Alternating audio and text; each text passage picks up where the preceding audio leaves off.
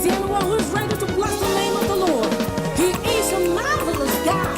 There is none like him in all of the earth. The maker of the heaven, the pillar of the earth. You who rule the face of men. You speak and it is done. You are the settle. What a marvelous God you are. Wonderful you are. You are. You are. Faithful you are. You are. You are. Powerful you are. You are. You are the marvelous God. Wonderful you are. You are. You are. Faithful you are. You are. You are. Powerful you are. You are. You are the marvelous God. The maker of the heaven, pillar of the earth. Oh, you who rule the face of. All right, ladies and gentlemen, thank you very much. As you're coming in, please, I want you to do one thing for me real quick. Share this video on your page. All right, that's all I can ask you to do for me. All right, I can spot a lot of you guys out there. Tayo, Kinlade, God bless you. Lara Ade, God bless you. Kemi, Osukoya, God bless you. Thank you very much, Omo Lara, God bless you. Mary Jean, God bless you. Elizabeth Solomon, God bless you. Gift Akin, how you doing? Moyo, how you doing? God bless you. Arabini Ola. All right, Esther Ezimbe, God bless you.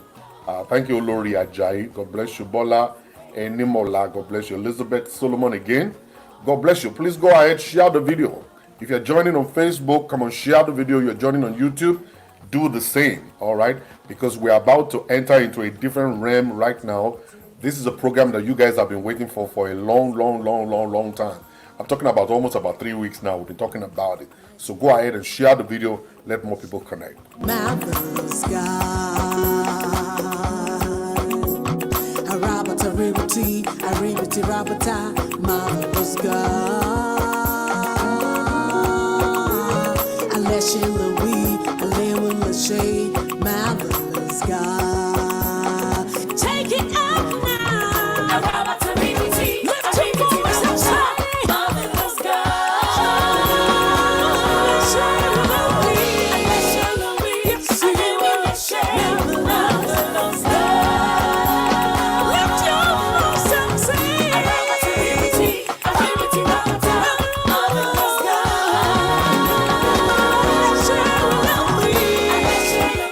You know what I'm saying, ladies and gentlemen? Today is going to be crazy. I got 3 wonderful people coming to teach today. Listen, when we're talking about sex in a Christian home, it's something that everybody's been hiding away from. But listen, it's going to be crazy today. The first part of it was when Sheun Obajolu was invited like about some few weeks ago. And you guys will testify to it. It was crazy. Today is going to be very crazy, very hot, because I have 3 people coming by the grace of God. So you better get your pen and paper ready, because you're going to be jotting points down. Get your pen and paper ready, because you're going to be writing stuff down today. And this is going to actually change your sex life. It's going to change your marriage also, by the grace of God. It's going to change everything about you. Like I said the other day, sex can heal a lot of illnesses, a lot of diseases can heal them. You know, when you're talking about you're having mental issues, you're having pain in your body, you're having stomach virus, you're having whatever. I'm telling you, if you engage sex, you're going to actually know that there is a lot that sex can do, even in your life. All right, listen to this music. I'll be right back with you quickly. Mama Gio. Mommy Gio is in the house. Don't worry. Marvelous God, I praise your name. Marvelous God, I lift you high. Marvelous God, at your ways I lose. Marvelous God, I dogale for you. Marvelous God, that is who you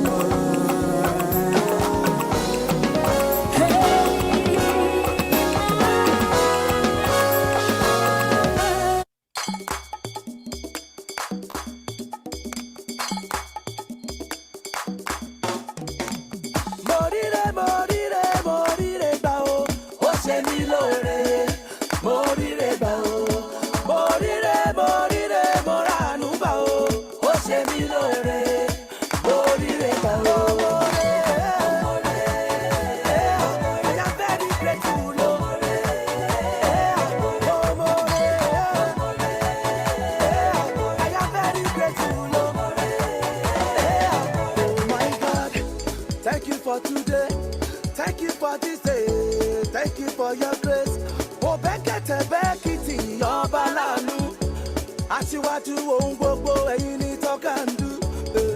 See my life, oh, Lord, I'm grateful. My testimony, by your grace, oh.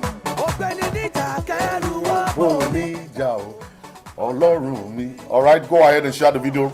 Everybody, please hurry up, please. Hurry up. Share this video.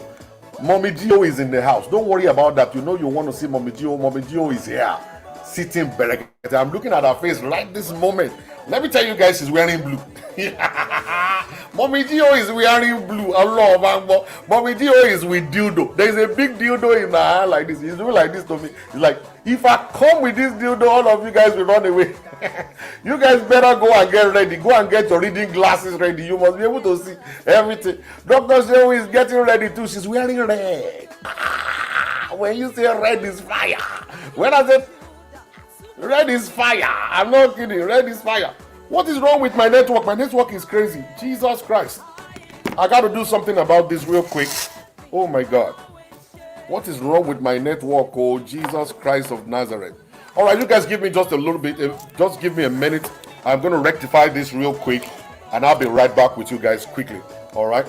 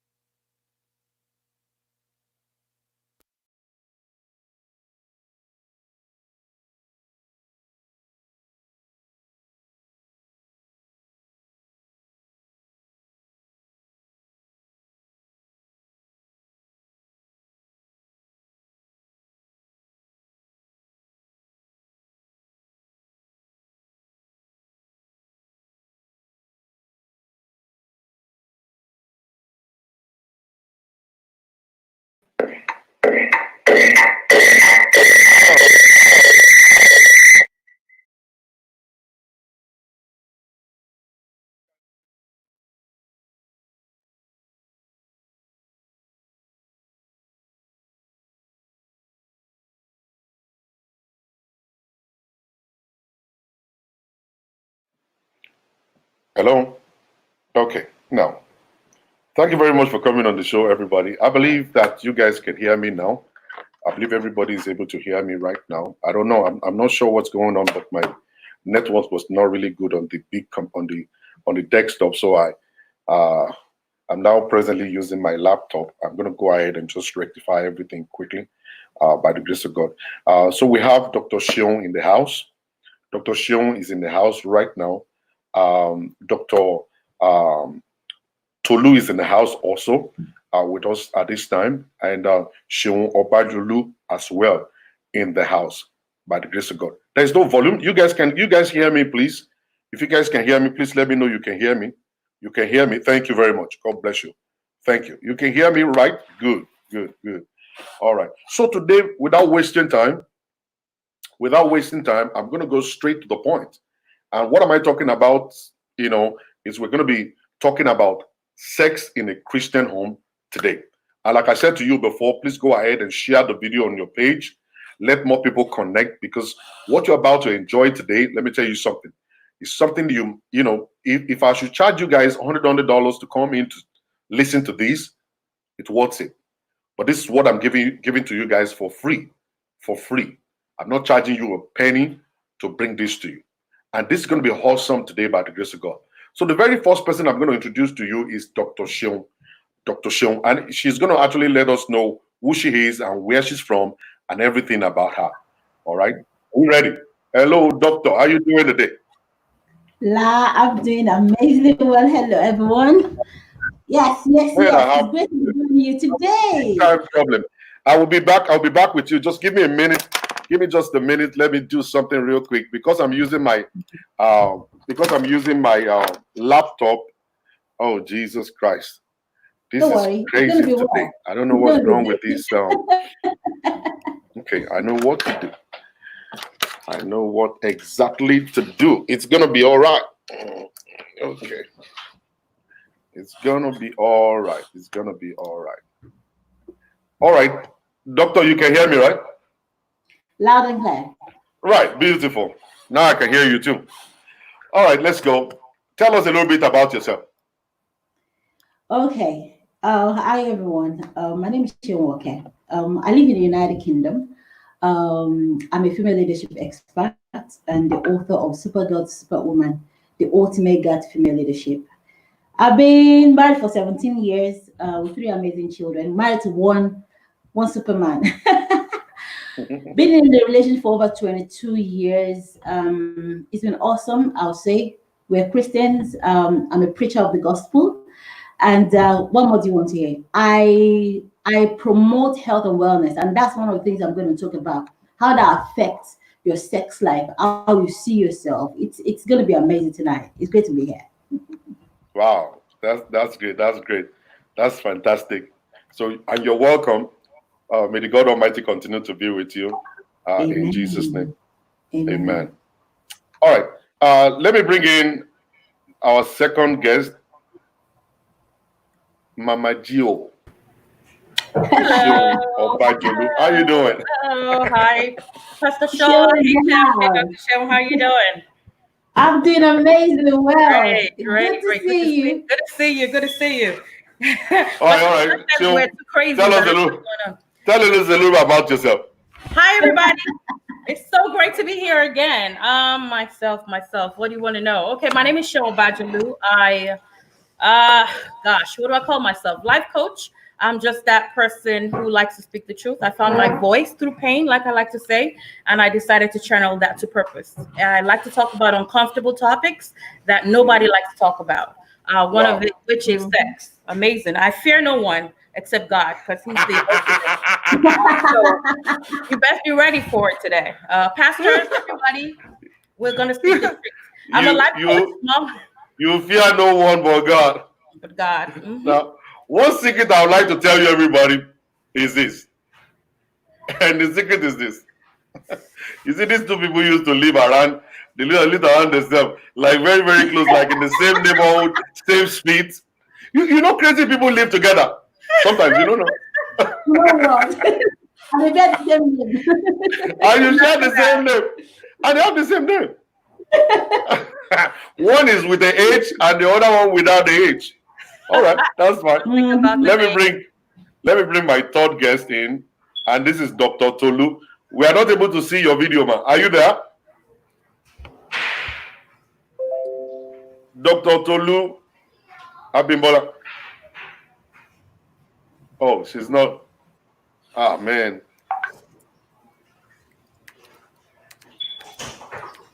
I think it's Niger Network. All right, no problem about that. Let's go on. Let's fire on. So the very first person I'm going to bring in is going to be Dr. Sheun. Okay, I want you to just give us a 20 minutes roller coaster presentation. I'll let Sister Sheun go and rest a little bit. All right. All right, folks, it's gonna get hot in here. Who is watching? Okay, I know in Christian homes, talking about sex is that kind of like everybody does. It's like a secret cult. Everybody does it, but nobody wants to talk about it. Like, oh, this is unholy. Guys, I want to say to you that sex is holy. Oh my goodness. It is amazing. And let's go straight back to the Garden of Eden, right? When that man was alone, God created everything, said everything was beautiful.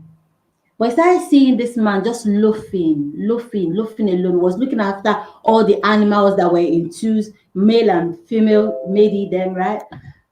And we always be checking them out, what these ones are doing, but he was alone. And finally, God says, it is not good for this man to be alone. Let me give him somebody that's going to be able to fit into him. And then voila, Eve came around and he started getting hot in the Garden of Eden. Hallelujah. We're preaching, right? I'm preaching good right now. This woman brought something. She brought something to the table. She brought a relationship of equality, right? When he was alone, there was nobody for him to have a child with except the animal. Right now, you can have a child with a woman, okay? And the Bible says that when they were both naked, they were not ashamed. They enjoyed each other's relationship. They enjoyed looking at each other. So let's start from there. What starts out the sex bed? Let's go straight on into it. When you get married, right? So we are now talking about the context of sex in a marriage. Why? What's going on? Why are marriages scattering? Why are you all had up? Why can't you laugh? Why? And I remember that when we got married, we were at the court, like that was 17 years ago. There was something a woman said to us, and we still joke about it almost, very, very consistently with my husband.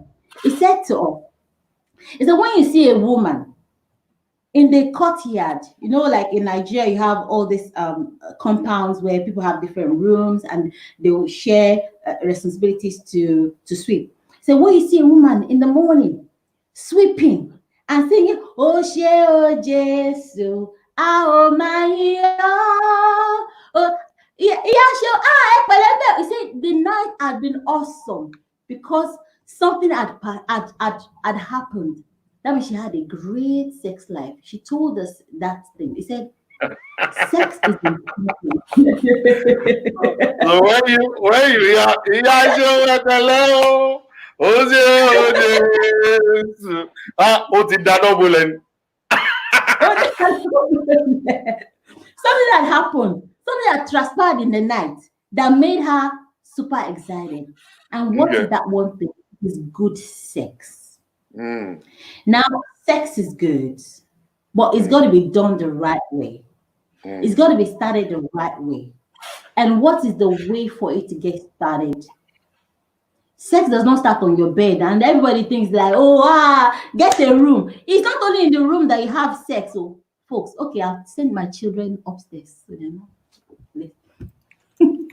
It's not, sex is not just in the bedroom. Sex starts from your relationship. The way you hold her, the way you hold him, the way you treat her, the way you treat him. It starts with a little touch. It starts with that pat on the back, that slap on the bum. Okay, let me tell you how our own get started now. Just a little bit of play for you to have a picture.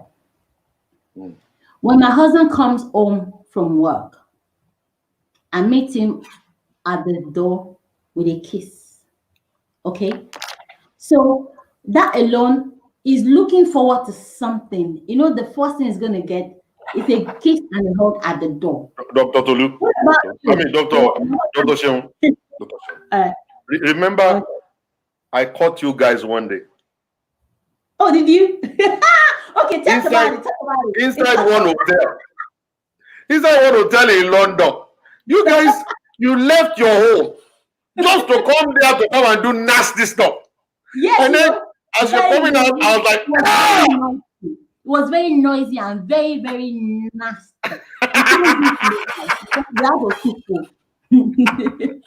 In fact, our children didn't know where we were.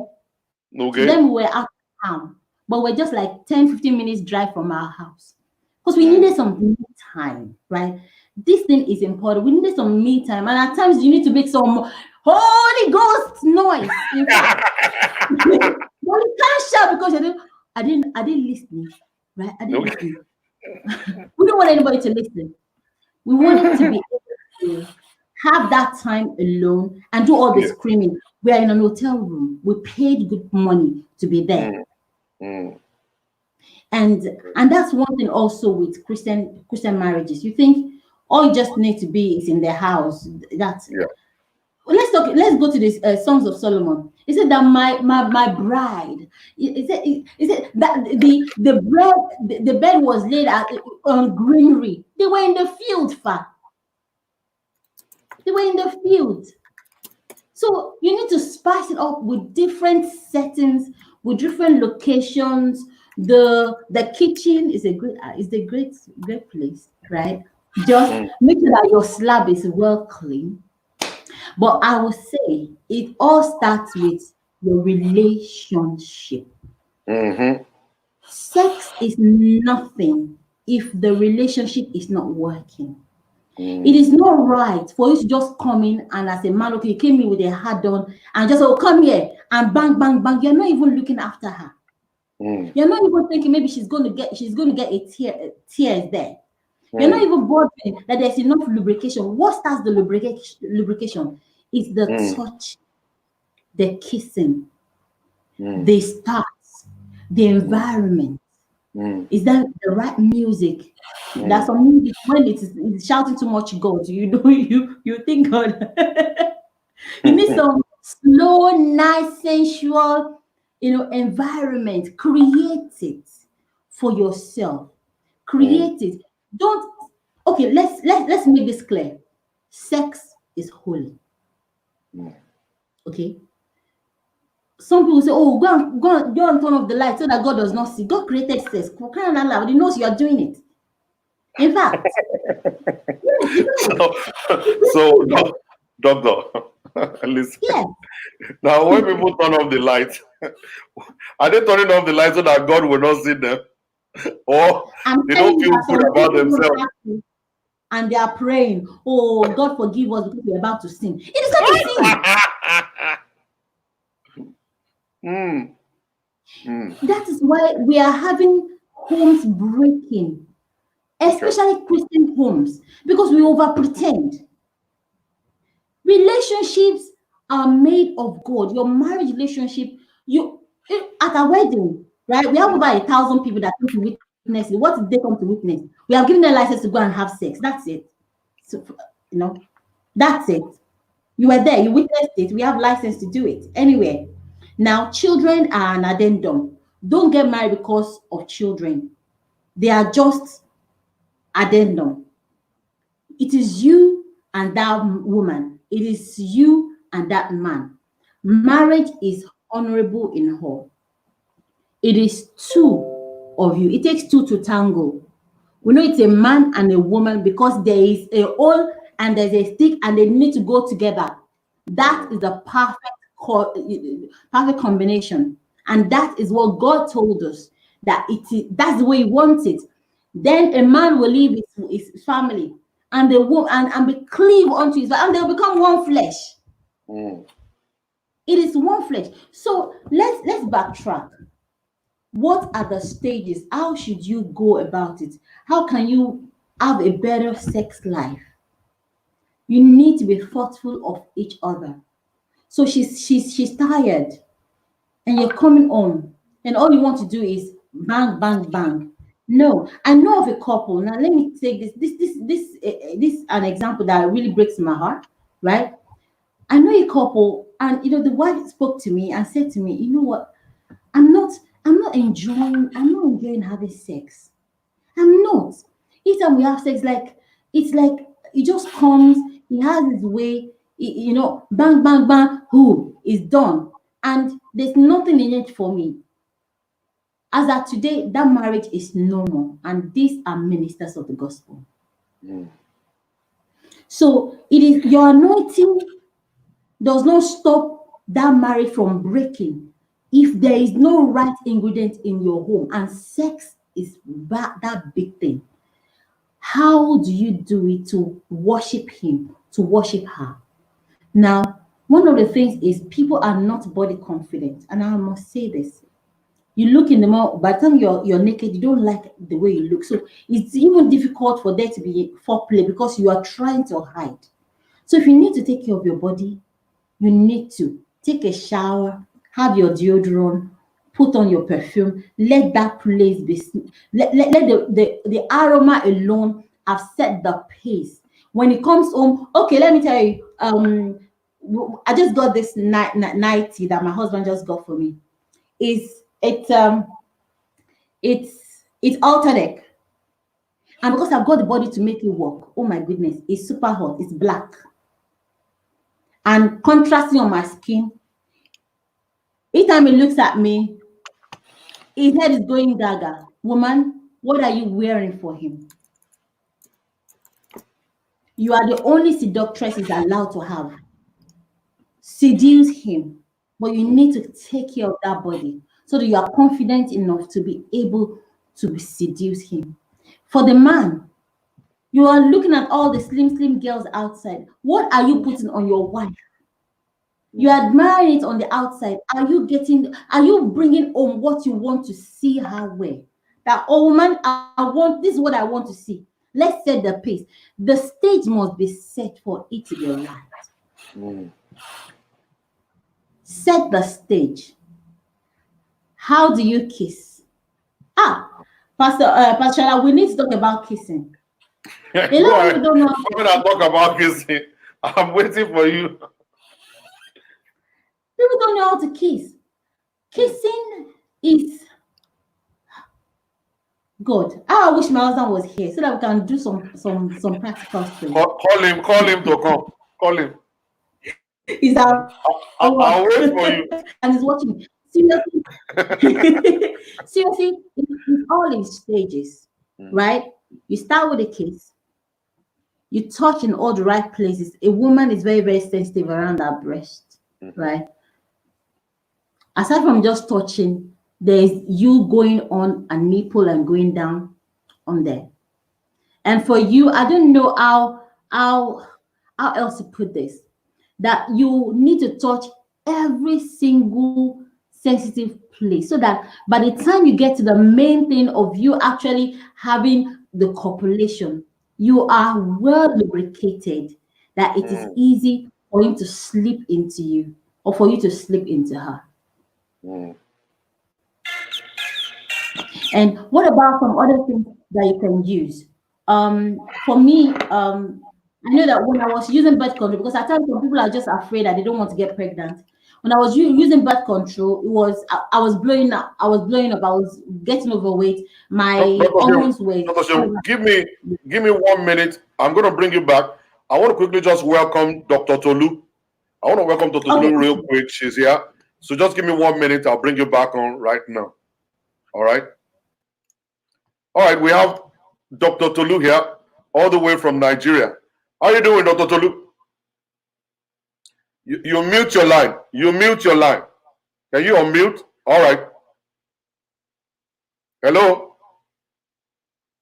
You can't hear? Maybe you should reboot. Reboot your computer. All right. I'll be with you at the backside. Yeah, come on the backside. All right, Dr. Sheun, go ahead, please. So where were we? We're talking about what are the stages for you to go through. 1, kissing is important. 2, you need to set the mood, the right mood. You need to wear the right things.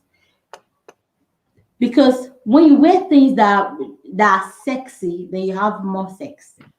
If you wear things that are too mama-ish or baba-ish, then it's a turn off. Physical appearance appeals a lot to men, right? So let's talk about our men. What do they want to see? They want to see their wives looking really hot. I don't know about some Christian men. I don't know about some men. But I know that a lot of men like to look at the backside of other women. So if your backside is at home, make sure that it is well showing. I wear bum shorts in the house. My bum shorts, my husband actually goes out to do some of those shopping. Sheun, this is what I want to see. It is very, very hot, right? Altar tops in the house. Show off your leg. If you don't have the leg to show yet, wear what complements your figure. It's so important. Look and smell nice. Now, we talk about fragrance. What sort of fragrance do you use? Invest in fragrance. Invest in it. Because it's going to just like when someone comes in and you're smelling like, oh woman, the next thing It's amazing. So how do you look? What's the mood? Cherish one another. It doesn't have to be the bed only. You have to do some role playing. Okay, like Pashala was just talking about him. He caught us in. We went. It was our anniversary week, and we just wanted to do something differently. And so we decided to go away. I told the children we're going away. Mommy, Daddy, where are you going? It's none of your business. They are out already. 3 of them, they are out. It's me and my husband. Okay, so we had our parents at home taking care of them. So we went out so that we can have some me time. Couples, you need some me time. We have so many things pulling at us. We have to put food on the table for our children. We have to go to work. We have to do a lot. We have to do ministry. We have to do a lot of things. So by the time we are at home in the night, you just want to sleep. Now, how can you conquer that? It's for you to have thoughts for one another. Sex is it. Sex is it should be consensual. It's not just for one party. Not the man just enjoying and leaving the woman, or the woman enjoying and leaving the man. Most of the time, the men that actually enjoy sex more because they're not taking the women along. Take her along. Walk on her body. Touch her. Kiss her. Have some lubrication in place. So Durex has fantastic lubrication. Get some. Sometimes you need some help with lubrication. Use some lubrication. For me, I don't use birth control again. We use condoms. So you always have condoms in my house, right? My husband say, have you bought gadgets? If you hear gadgets, that's what we're talking about. So that we won't have to think of, oh, what if it comes inside me, I'm getting pregnant. So it's not about, sex is not about children. Sex is about you enjoying the relationship, of worshiping each other's body, of having something that brings it together. And okay, I think we'll give room for some of the questions that you may have. We're going to have a lot of questions so that this can really, it can touch the places you really want it to touch. I love having sex. I enjoy it. Yeah. My husband enjoys it. Dr. And we'll Tolu, explore. I know you very well. And I remember the last time I sat down with you, we were talking about, Pastor Shola, you need to lose weight. You need to drink a tea. Lose this belly fat. It will help you to be able to shadow wale. I say, Yes, I want to shadow wale. And on that day, I saw you guys inside the hotel. I was doing tiptoe. I said, woka. I was only thinking like, girlfriend and boyfriend is JB. Nobody will know that you guys have been married for a long time. Yeah. It was kind of like I'm seeing a boyfriend and a girlfriend. It was a kind of a beautiful scene. And you guys now explained to me that you normally come out like that once in a while. Yeah. Because at home, you guys have teenagers at home. It's not easy to have sex. So let's take the battle outside. All right? Yeah. And the ringtone can come up. You don't have to hold yourself and say no. I think there was a lot of like you be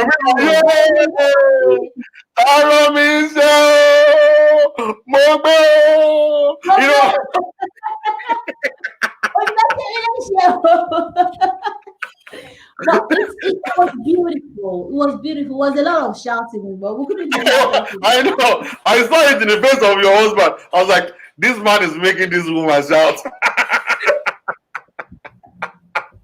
No, seriously. When sex life is good. We took a picture together that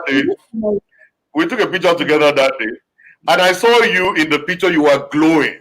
And you are saying, Mama Shukura, we are great. I say, Jesus, what is she not bullet? No, seriously, you must be thoughtful about it. Yeah. Mm-hmm. I know there was a time that we also got into when you just relocate to a new country and you have to find your way again. And we are running different shifts. You run morning, I run night. So it's like tag team. it put a little bit of strain on our relationship because we just didn't have that time together. So when the dust really settled, we just decided, lady, we just need to, oh boy, we need to find this. So on a weekly basis, there are things that we do together. Like before the lockdown, like 3 or 4 times in the week, we take a health walk. We walk for like almost an hour. We end up at Costa, have a chat.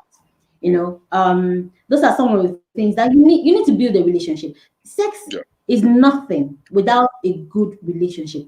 It is easier for you to hold her. It is easier for you to hold him, you know, and progressively do something amazing together if you know that it's consensual, it's beautiful. You are looking forward to it. I look forward to having to making love to my husband. I look forward to it. It looks forward to making love to me because you know that's our me time. That's us.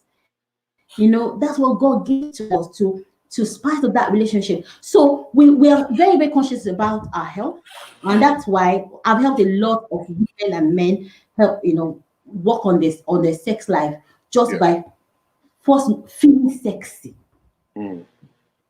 That's good. We need to feel sexy.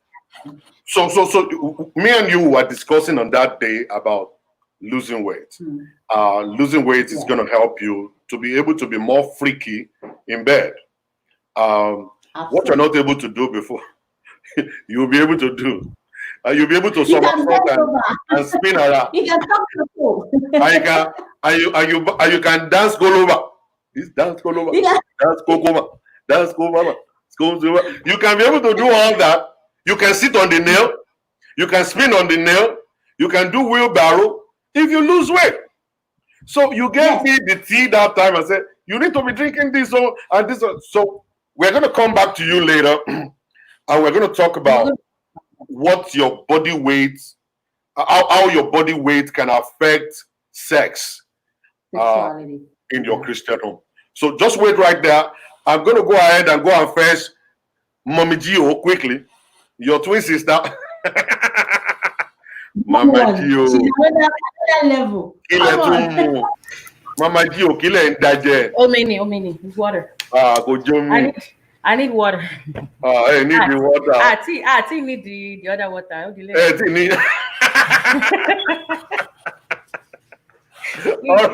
All right. Now I'm going to allow Mommy Gio to give us our presentation real quick. The turn off, the turn on, sex generally. Correct. Hi everybody, how you doing? We're doing good. Oh God, Dr. Sheun has done the religious, spiritual side of it very well. She ministered to my soul, but with all apologies, I'm not going the spiritual way. No, so please allow me to be myself. You know, that's me. Yeah. My sexuality, that's it. Dr. Sheun, they're on the same level. We're babies in the Lord. Okay, so let's talk about sexual turn-ons. This is one of my favorite topics, guys. It's one of my favorite topics, because again, sex. What's the big deal about sex? Some people don't even want to hear it. But what you guys don't even understand is even your 5-year-old children know about sex. Can I surprise you, Pastor Shola? Yesterday, my 6-year-old, she asked me, she said, oh, no, the one who turned 8. She said, Mommy, how do babies come? I said, okay, here comes that question again. I said, yeah, from the baby, not from the stomach. She said, no, I don't mean that way. How are babies formed? And she was like, I know, so don't even lie to me. I said, yeah, from a man, from sex, when you have sex with a man. She said, okay. I said, that's why you don't have sex when you're not ready. That's an 8-year-old. How much more adults? How much more adults that are married? So we need to shy away or move away from that horrible Raz mindset of not being able to talk about sex. So I want to talk about the sex turn on and turn off today. Raz Niger men, I'm here for you. You guys have no choice. And you crazy. We gotta say it. Niger men, you guys need to up your game. You know what I mean? Niger women, some of you two are Raz, we need to move away from that shy mindset, those things that make sex, horrible and not pleasing to us. Let's talk about our mindset. One of the first things that could be a huge turn on or turn off that I like to talk about is your mindset. What is your mindset about sex? Dr. Sheun talked about it briefly. Sex is not a sin. How do you see sex? Is sex a sin? Unfortunately, like I talked about the last show, many of us grew up to believe that our parents, my mom is right here, she's probably listening to me. We're raised to think, don't go near sex. Sex is horrible. When you perform sex or when you have sex, it's a sin. Unfortunately, when we're getting married, they forgot to turn that switch off in our heads. So unfortunately, a lot of us went into marriage thinking, still having that mindset about sex. Sex is not holy. Sex is not something I want to do. And that's why we hear women who are saying they're shy. Turn off the light. What light are you turning off? How can you see what you're working with when your light is turned off? So first of all, you need to change your mindset about sex. That is liberating enough. That is where you get your first liberty. I like to use myself as an example. I'm a typical Nigerian raised from it. My mom is a lady evangelist, by the way, if you must know. She probably I'm not a bad child, though. Mommy,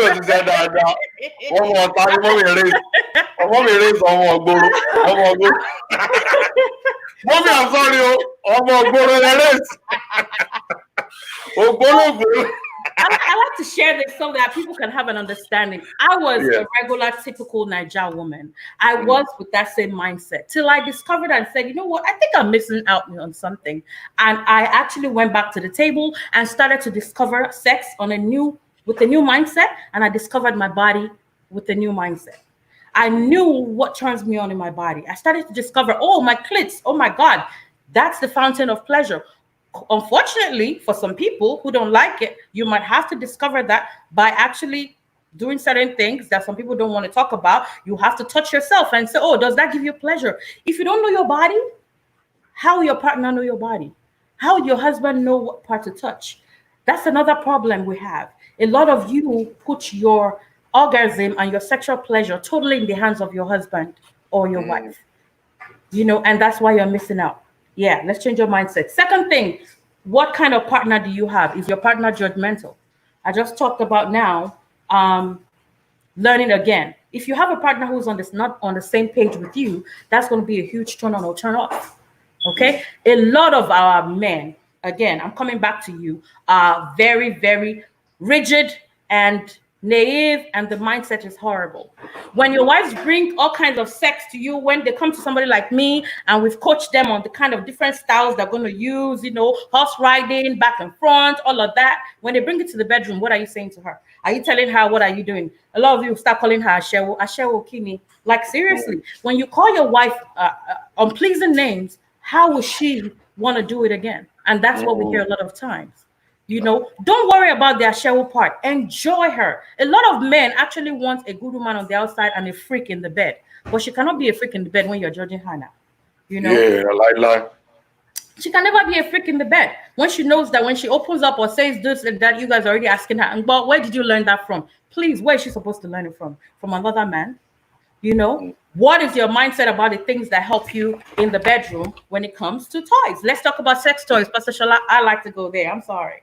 Go there. This is one of my things. How do you access the right? I will later come and see mommy about your case. Your case. We're going all right. My mother is giving up on me. She's praying. She's praying for her daughter. Let's talk about sex toys. One of my favorite. What are you guys doing to spice up your bedrooms? Yes, I know your fingers and core and stuff are enough. Some of you don't even know how to use your tongues. Put your mouth there. Now all of you will say, the mouth I used to pray. My friend, put that mouth there and do what you got to do. But anyway, in case you cannot. Wait. Pastor let me put that. Let me ask the Holy Spirit to forgive me. All right, go ahead. Pastor, where did your mind just go? my mind entered into the book of Psalm. Okay, so if you cannot use your mouth or whatever, what kind of accessories are you bringing to your bedroom? When we talk about sex toys, this is where a lot of men get very, very rigid and protective. They get in that zone where they feel like they are competing with a plastic, with the toy, But the thing is, what is your mindset about the toys? What do you think? When we say toys, a lot of you are thinking dicks, whatever. Can I show you all something? Does this look like anything? Okay. This is, my mother said, mommy, I'm educating ma. This is a sex toy.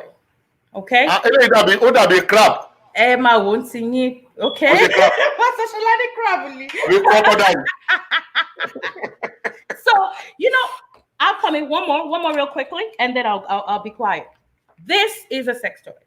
This is not the size of any dick. It looks like a lipstick. Nobody even knows what it is. Why am I sharing this? Okay, I'm sharing this because when we talk about sex toys, a lot of men start to think, oh my God, this is competition. This is going to be competing with the size of my dicks. A lot of women don't even like dildos. Not a lot of women like dildos. Dildos are the ones that actually look like a dick.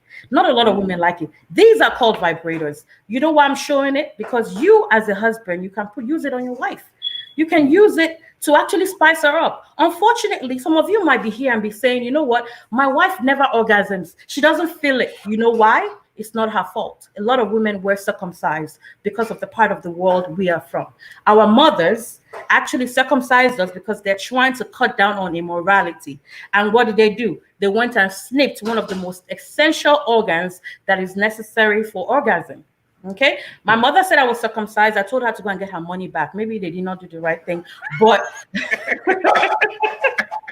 she didn't get a refund. Hallelujah. I need to know about that. Baba, you get it. Olúwa ṣeun to the God. Jesus Mary,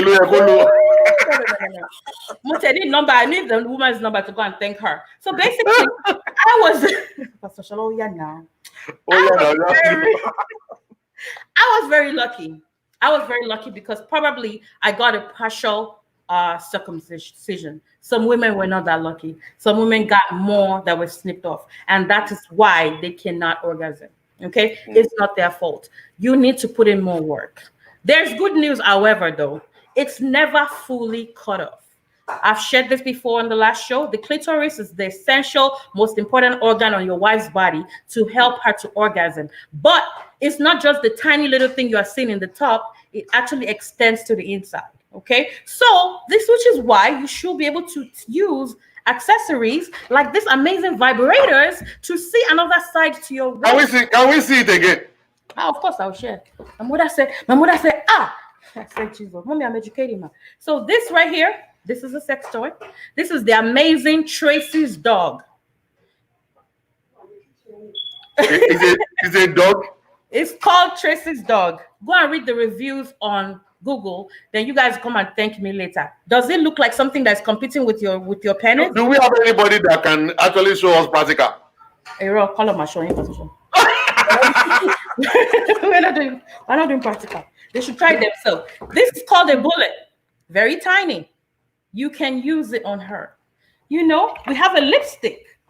It's about educating yourself. Jesus, battery me. Oh, you always need batteries though. Sorry. This is a lipstick. And it's a vibrator also. Does this compete with the size of your dicks? No, it does not. So you need to educate yourselves about accessorizing your bedroom and because Nigerian men, you guys are so funny and rise like this. When I bring up toys, all of you start saying, no, I don't want my wife. My wife cannot use toys. These are things that you can use on her and see another side. Because honestly, what is in it for a woman who is not having an orgasm? She's going to look at sex as a chore. She's going to look at it as something that is not working for her. It's not pleasing. So why do I want to do it?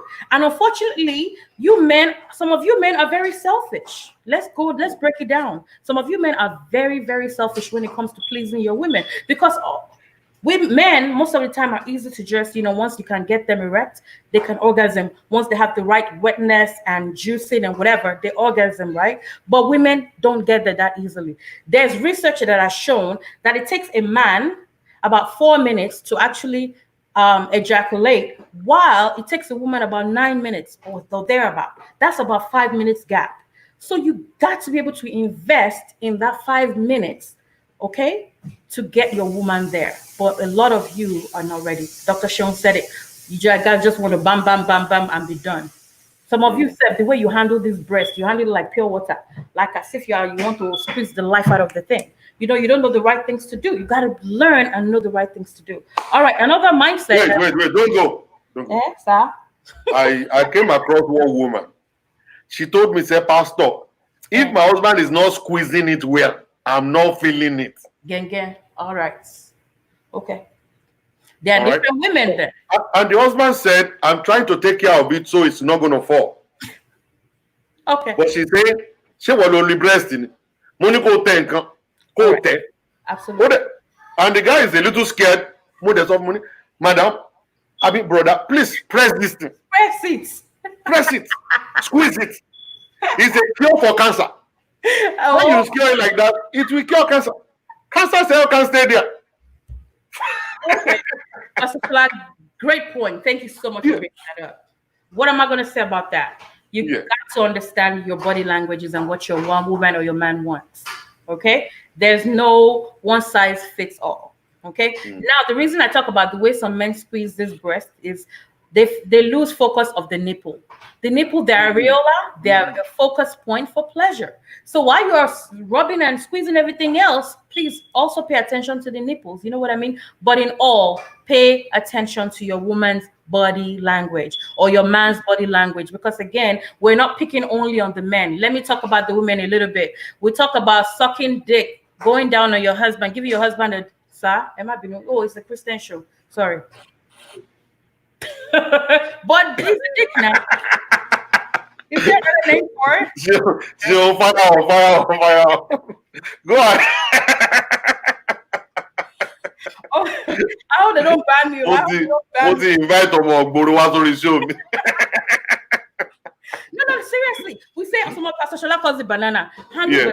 So they go down on your husband, give him a head. You start hearing stories. Sister Sheun, put it in my mouth. Come on now, hold that thing, handle it. Mic check. Check 1, 2, 3. 1, 2, 3. That's right. That's right. All right, so a lot of men complain about this. We might ignore it and laugh about it and whatever, but it is true. What you're not willing to give your man and get freaky, there are tons of women who are willing to give it to them. So please also work on that and do what you got to do. If you need help, if you need assistance, if you need someone to coach you, reach out. There are women who are willing to help you. I can help you for a charge, maybe. All right, let's talk about last thing real quick. I can never subscribe to your channel. My wife will send me out in 2 days. I don't even want men, no. If you are coming as a man, let's just put that clear, because I get that. After these shows, I'll be getting men in my inbox telling me how they like to do this. Don't come and tell me that. Tell your woman. If you're coming to me for counseling, bring your wife with you. Then we can talk about it. Okay. So last thing I want to talk about: what is your hygiene practice about? What does it look like? This is another huge turn on and turn off that we get. Sadly, a lot of people don't pay attention to how clean they are down there. You cannot have a smell or not smell right or not look clean and expect and be shouting that your husband does not go down on you or your wife does not go down on you. It's very important. How many times a day are you smelling yourself? Do you know as a woman, you should be able to go down there and smell yourself several times a day? If you're not looking clean or smelling clean, go into the bathroom and wash up. It doesn't take a lot. Like I said before, would you serve your spouse food on a dirty plate? Maybe not. The same thing. Everybody says, go down, give head, give head. The mouth is where we're going to put there. Do you want to serve them something that's not pleasing? How clean are you? Are you shaving? If you're not shaving, are you well shaved? Let me say this. The private parts have a tendency to have smells. I've said this over and over, but it needs to sink in. Do you know why? Because it's in a dark, moist place. And there's a tendency for bacteria and dirt and oil to pull in there and odor. So it's natural sometimes to have that odor, but when you go keep it clean, keep dry, wear panty liners if you must, clean up. If you want to have sex, right? Why can't you tell your husband or your wife, you know what, babe, let me go clean up real quickly. There's nothing wrong with that. How clean are you? Pay attention to that. I cannot stress it enough. There are some fruits we can take. Pineapples. Oh my God. There are some fruits that when you eat it changes the flavor of your punani, of your pussy, of your vagina. I don't know what the Baholi people call it, but Pastor Shola, those are the names I know how to call it. The holy people don't call it punani or vagina. They call it your Jerusalem. Jesus Christ. Yes, okay, your Jerusalem. You want your Jerusalem to be smelling like pineapple. But honestly, why are we bringing church talk into the bedroom for goodness Now, sake? let me let me bring Dr. Sheun in. Now, see something. My daughter called me some few days ago. Okay. And she said, Daddy, my pastor said I was shocked. So I'm no longer your pastor. What's going on? You started going to a different church? You have abandoned me? She said yes, that she's now listening to a different pastor now. I was like, okay, can you please tell me the name of your pastor? So she gave me the name. I quickly went and Googled it. Even me myself, I fell in love with the guy. Okay. You know why? Because when you listen to this guy teach, he's not saying Jerusalem. He's not saying fellowship. He's saying it the way it should be said. He's not hiding anything from these young people. Dr. Sheun, what do you think? Okay, exactly what you're saying. I remember that when I was in Nigeria too, my pastor would say Jerusalem. See, you're misquoting this thing. She said it all. Said we keep before we get married. Don't do. You get married. They said they do. What should they do? The person is already doing. Seriously, there was a young couple. You know, like my mom-in-law called me from Nigeria. Said, Sheun, you need to help these people. They just got married 1 week. They're fighting. So what's causing the fight? The wife said the thing is hurting me. I don't know what. So what's the hula baloo about everything? She was a virgin. The young man is a virgin. Okay, they're late 20s, right? The young man is 30. They've never had sex. So the person they were going to have sex, they didn't know what to do. So we need to stop this injustice in the church. Before the couples get married, we need to have proper sex education. This is coming. That's important. It's coming into her all dry, all hard, and he has to break the hymen. That is painful. It takes some lubrication for you to be able to break the hymen. So she got broken and said she doesn't want to be touched. Okay, I don't blame her. Auntie, see, I don't know why why are girls doing all this thing all the time? I don't even want to have sex at all. If this is the way it is, I say, you know what? There's a way we do it. And then we started coaching from beginning to the end. She said quite a lot of things there. The sex toys, the going out on the man.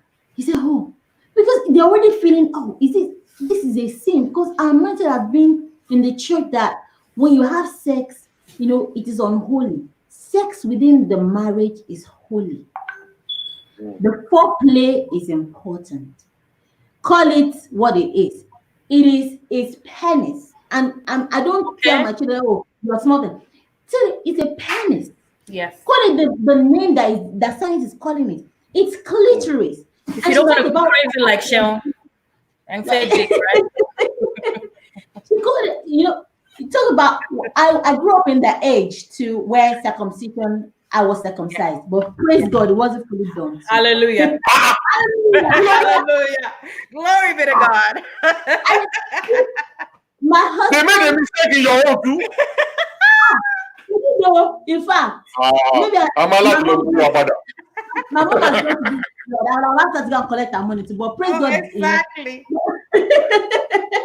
But seriously, it takes a woman longer to have orgasm. You have to be able to invest that time in touching her. My husband worships my body. Ooh, but I've given me a body to worship. Okay. Now it is from head to toe. Okay. As in every single corner angle gets correct. By the time you're coming into me, I am super ready. Yay. Sheun, what is your most seductive part? Please, let's hear Doctor, it. I am fasting. This fasting is going to break by fire by force. Let's talk about the seduction. Yes. When it comes back from work, we go to take a bath together. Okay, me and my husband will take a bath together. Except I'm having my monthlies and it's too bloody to do. Yeah. We take a bath together and we start our foreplay from the shower. He's touching me on touch. I'm going down on him while the hot water is on us. Wow. It is holy. That's right. Pastor It's holy. Dr. Sex Sheun, is stop talking holy. about this holy thing. It's holy. Let's start going, man. No, Holy. yeah, Let's get we need to help people. We need to help people stop thinking that it is dirty to do it. Okay, Because true. it is an anointing upon you that God has given you, and God is saying, "Go ahead and do." In fact, there was a time. Okay, let me make you laugh. Oh my God, there was a time my husband was, oh my God, it was amazing that day, and I just came on, and all of a sudden I broke into tongues. I was like, Gang, gang. Gang, gang. All right. Still, are you with me? Are you with me? I just finished. Hallelujah. But I know. I speak in different tongues. Dr. Sheun. How am I speaking in different tongues? so what are you doing? You talk to the heavenlies. Hallelujah. Hallelujah. Seriously, guys. Hallelujah. Yeah. Oh my God. We speak in are tongues. all- Dr. Sheun, I speak in tongues too, but a different kind of tongue. Hallelujah. Can you give us an example? I Can you give us give an it to- example? Give it to me, baby. Give it to me. Oh my God. Shit. Oh my God. From all Harder, the baby. angles. Harder. Oh my God. I can't feel it. Okay. I need No, seriously. I thought you said, let's go. Give it to me hard. Give it to me. Oh my God. Those are the kind of ringtones we want to be hearing in the bedroom. Can you be getting all of that and be quiet? There was no how we could have done that in the house as at that time because my in-laws were even around. You know what? That environment where mommy and daddy are saying, you know what, it is too encumbering. We had to go away. But it was a beautiful weekend away. We came, I was all fresh and I was singing hallelujah. Now you're about come on. You are Hallelujah. so holy. You're a pastor, Toto. Yeah, you're right. How did you get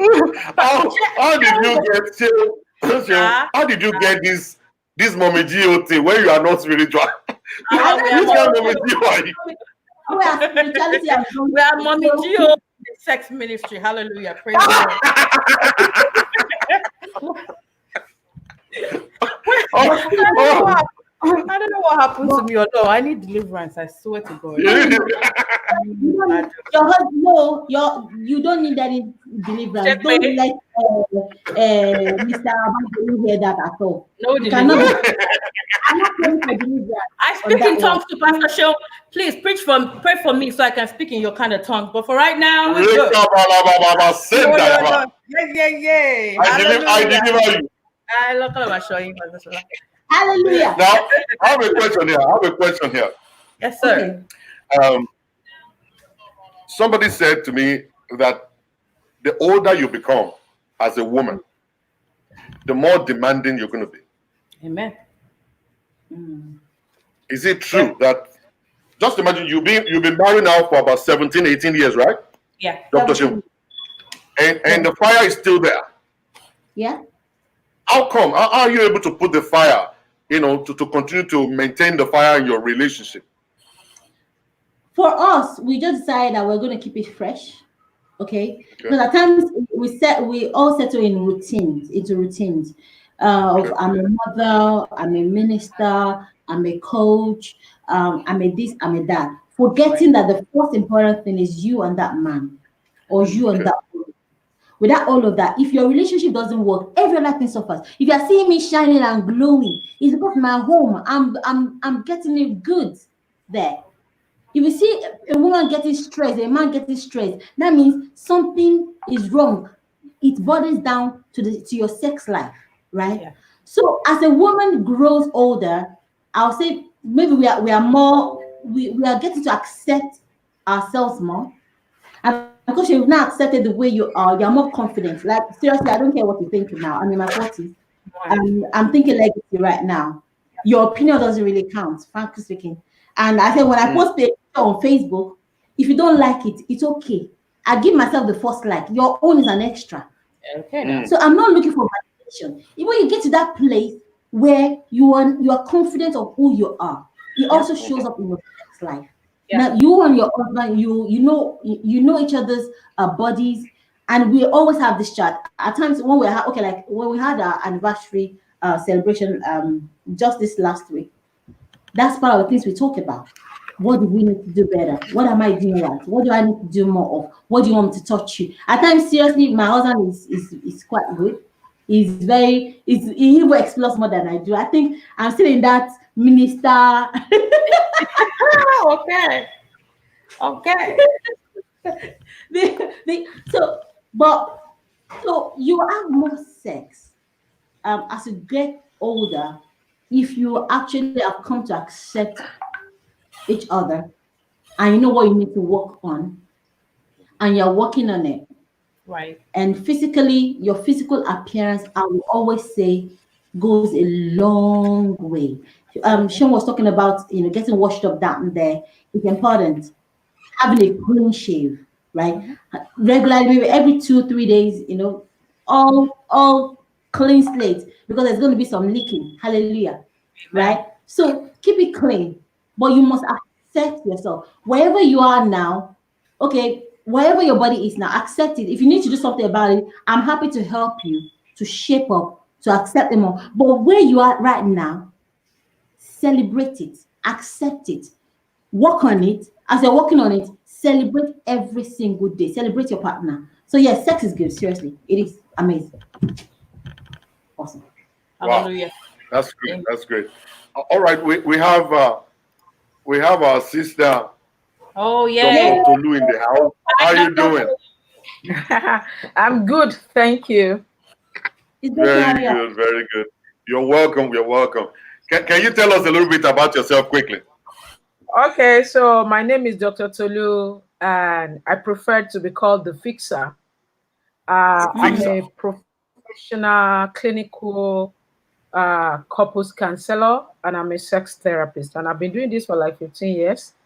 So usually I introduce myself by saying I build homes, mend relationships, and fix sexual issues. That's my job and Yeah. that's my life. And you are located in Nigeria, I'm in Ikoyi, Lagos. Ikoyi, Lagos. That's beautiful. Yeah, we thank God for your life. Now, quickly, because of our time, we've been struggling to bring you in. Yeah. And I know you've got a lot. You got a lot within you that Mm, you want to put out to the people. yeah. We're going to give you some few minutes to just do your presentation. Sex generally in a Christian home. You can go ahead. Okay, so basically, I would just quickly say that as Christians, usually when I'm asked to talk in religious organizations like in churches or mosque, or I would always love to talk like a professional sex therapist, because I feel like there are people like Pastor Shola who could actually talk to you about what the Bible is saying about sex. But allow me to just talk to you what biology or your emotions or your psychosexual development, your psychology, what it says about sex. So I would rather love to talk, that way. But people need to understand that I'm a born again Christian as well. All right. We know. So okay, so at the end of the day, I hope you can hear me. So I will just talk. We can hear you properly. Okay, believing that you can hear me. All right. Yeah. So I will want to say this briefly, that for Christian or for religious folks, we need to understand that sex is God's gift for us. He wants us to enjoy it to the fullest. And I can't start talking about the benefits of sex. Sex can make you to sleep well. Sex can cure your headache, even if it's a chronic one. Sex can promote bonding. A lot of couples that are struggling with monogamy, people that say, oh, African men are not monogamous, monogamous in nature. Most of the time, I want them to check their sex life, because actually good sex promotes monogamy, and sex could increase your lifespan. Sex has the capacity to reduce wrinkles. Sex could cure most of these sicknesses, chronic illnesses that you are dealing with, like insomnia, like depression. Most of these sicknesses or chronic illnesses can actually be dealt with by sex.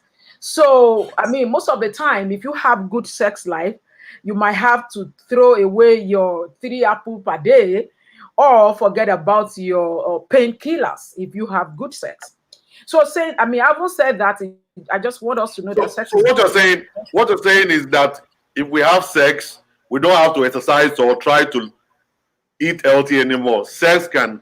I mean, I could say that. You could quote me for that. I said that. Quote me with good sex life, with you reaching orgasm, a lot of interesting hormone, even though that might be ambiguous, but if that will pass the message across, with sex, you can forget about your gym. With sex, you can forget about your painkiller. With sex, you can forget about 3 apples per day. Wow. So is that interesting? All right. Go ahead. Let me not disturb you. Okay, so I will talk about how interesting sex is. How, if you understand the benefit of sex, like most people, I tell people, I mean, like I said as well, that sex actually promotes monogamy. It can actually reduce your wrinkle. You know, so for some people, instead of buying all this, your anti-wrinkle, anti-this, anti-that, just have sex. All right. So sex has a lot of interesting benefits that I can't begin to actually talk about. Like I said earlier, it's very important for us to know that good sex life actually promotes monogamy, promotes bonding. So if you are struggling with, oh, men, they don't know, men can't stay, men are polygamous in nature, check your sex life. All right. So I haven't said all of that. I haven't said all of that for so many of us. So we struggle with this.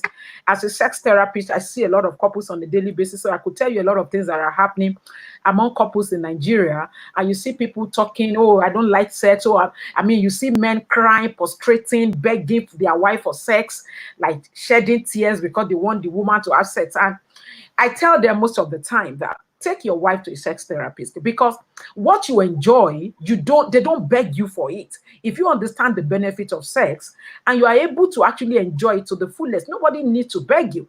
As a matter of fact, women has the capacity to enjoy sex more than men, and I could explain all of that to you. So why should somebody be begging you for something you actually have the capacity to enjoy more than him? So it means that something is missing. It is either you are not enjoying it, or the man is not doing it the right way, or something is wrong with you, or you don't even know what you are missing. That's the only reason why they should be begging you for it, you know. So having said all of that, I could tell you that most of the problems, so relating it to what you are at the topic, in Christians' homes, most of the problem that our Christians brothers are dealing with is hypocrisy. It's very common in this part of the world, brothers and sisters. We are very hypocritical. We have sex a lot. If you go to one of the, I mean, in 2019, when Google was analyzing one of the things that Nigerians Google the most, how to make love is one of them. And unfortunately for us, love making is, I think, the only thing that we don't learn. And we believe we could be perfect. We could be a pro. You don't learn how to do it. You don't even know how. I mean, for most of us, how did you learn how to start to make love? You probably watch porn, or you stumbled on it, or your friends are probably at the joints where they are taking beer and ukwobi. Oh, she's not enjoying it. Just touch the clitoris now. If you can touch the clitoris, you know. So for so many of us, we just stumbled on it. And then we start doing it, whether we are doing it wrong or right, we don't even know. Now, it is not a problem. We are doing trial by error. Yeah, exactly. So it's not a problem if you don't know how to do something and you try to learn how to do it. It becomes a problem when you don't know and you think you know. So it becomes a bigger problem. All right. So in this part of the world, among Christians, I mean, with the topic, most of the major problem I think we have is hypocrisy. Like I said, we pretend a lot. And of course, a lot of us are not developed properly. Now, in psychology, there's something that is called the stages of psychosexual development in children. So as you were growing up between age 0 to 3, there's a way you're supposed to develop sexually. I really don't want to delve into that, so I don't bore you with all of that. But there are ways you should develop. From a 3 to 6, there's a way you should develop sexually, because as human, you are a sexual being. So for so many of us as Christians, what we do is during the stages of psychosexual development, we shut down certain things. We shut down certain things in the process of development. And then when we now get up, grow up as adults, when we think we are ready to start having sex, we now expect those things to come up. No, because those things are already dead, they can't come up. And I tell you a lot of time, because of this hypocrisy, holier than thou attitude, oh, don't do this, don't do that. Things that you are doing. We have sex a lot. Like I said, one of the major topic that Nigerians Google the most in Google is how to make love. So you go online, and it might interest you to know that according to a particular research, actually in America, and I'm sure it's going to be worse in Nigeria, that research shows that whenever there is a crusade, a Christian crusade in a particular location, the rate by which people Google porn increases. In fact, it increases like 100% in that environment. People Google porn, people buy contraceptives, people buy condoms. Increases wherever there is a crusade to make you understand that the fact that we are pretending about it, we don't want to talk about it, it's even a problem. So it makes us to even see it like, oh, it's such a big deal, it's such a wow, that's it. So it's so sacred, it's so like, so because of that, we are too curious about it, and we are curious in the wrong way. So you just notice that a lot, and I'm going to say this, there are a lot of Christians are addicted to masturbation. Big problem. So erection problem is a big issue among Christians. So I'm saying that, I'm not saying it's not among Muslims, but I'm saying that sticking to the topic. Because while you are growing up, you shut down certain things. Your parents, most of the time, shut it down. Oh, don't talk about sex. Oh, don't think about sex. Oh, nobody must hear about it. Oh, this, I could give you several cases that I've dealt with, several scenarios. And I'm going to give you a simple case study of a young man. What that guy did was to have sex with a sister in the church. Am I saying it's right? As a Christian, that is not right. Yeah, they were young. I think it was just about 16. And then they called this brother, they called this boy. That was the peak of the stage of psychosexual development. That is the stage he was trying to find himself, to find what he loves to do. How does he feel? That is the stage he was meant to be exhibiting and experiencing his sexuality. But that was the stage that he was shut down. Now, what happened? This guy now, at this stage now, currently is addicted to masturbation, is addicted to pornography, and now he's even struggling with erection at 27. Now, this is the scenario of most of us as Christians. Because while you are growing up, because sex is not a switch, it's not like your sexuality is not a switch like your your light switch that you press, pan, I want to shut it down. So when I'm ready to have sex, pan, I want to turn it on. No, it works with your brain, you work with your psyche. So if you shut it down and your brain adjusts to it. Then so when you are now ready to have sex, you can't reset it and say, yeah, come. You can't just press it and say, come. You need to reset. So for many Christians, because you don't even know the reason why so they say, oh, sex should be marriage is bed undefiled, right? Fine, if it works for you. Now, but at the end of the day, all right, if your definition of bed undefiled is no sex before marriage, if it works for you, all right. But at the end of the day, why are you doing it? Hello, man. What are you trying to tell us? You said if it works for them. So if it's not working for me, let me do the other one. Now, this is the point. This is my point. You are saying no sex before marriage. Mm-hmm. Yeah. Biologically, there is a way you are supposed to develop. Okay. Now, if you have to develop the other way, now there are hormones that are running in your body. Now, if you now want to suppress these hormones, there is a way you talk to your psyche. There's a way you work on your psyche. So you don't say, I don't want to have sex. Oh, because Pastor Shola said we should not have sex. Or because, sex No, it's not me. It's not me. It's the Bible. or because marriage is bed undefiled. And then you keep struggling because you did not internalize that thing. Now, if you want to stay without having sex before marriage, it must be a decision you are ready to make. And to make that decision, you must be able to talk to yourself. You must be able to reset your brain to accept. And then you must be able to give yourself reasons why you are not doing this. For so many of us, reasons is, oh, pastor said we should not do it. Oh, my mommy will kill me. Oh, sister must not hear. Those are too flimsy. They are not enough to make your brain to stick to it.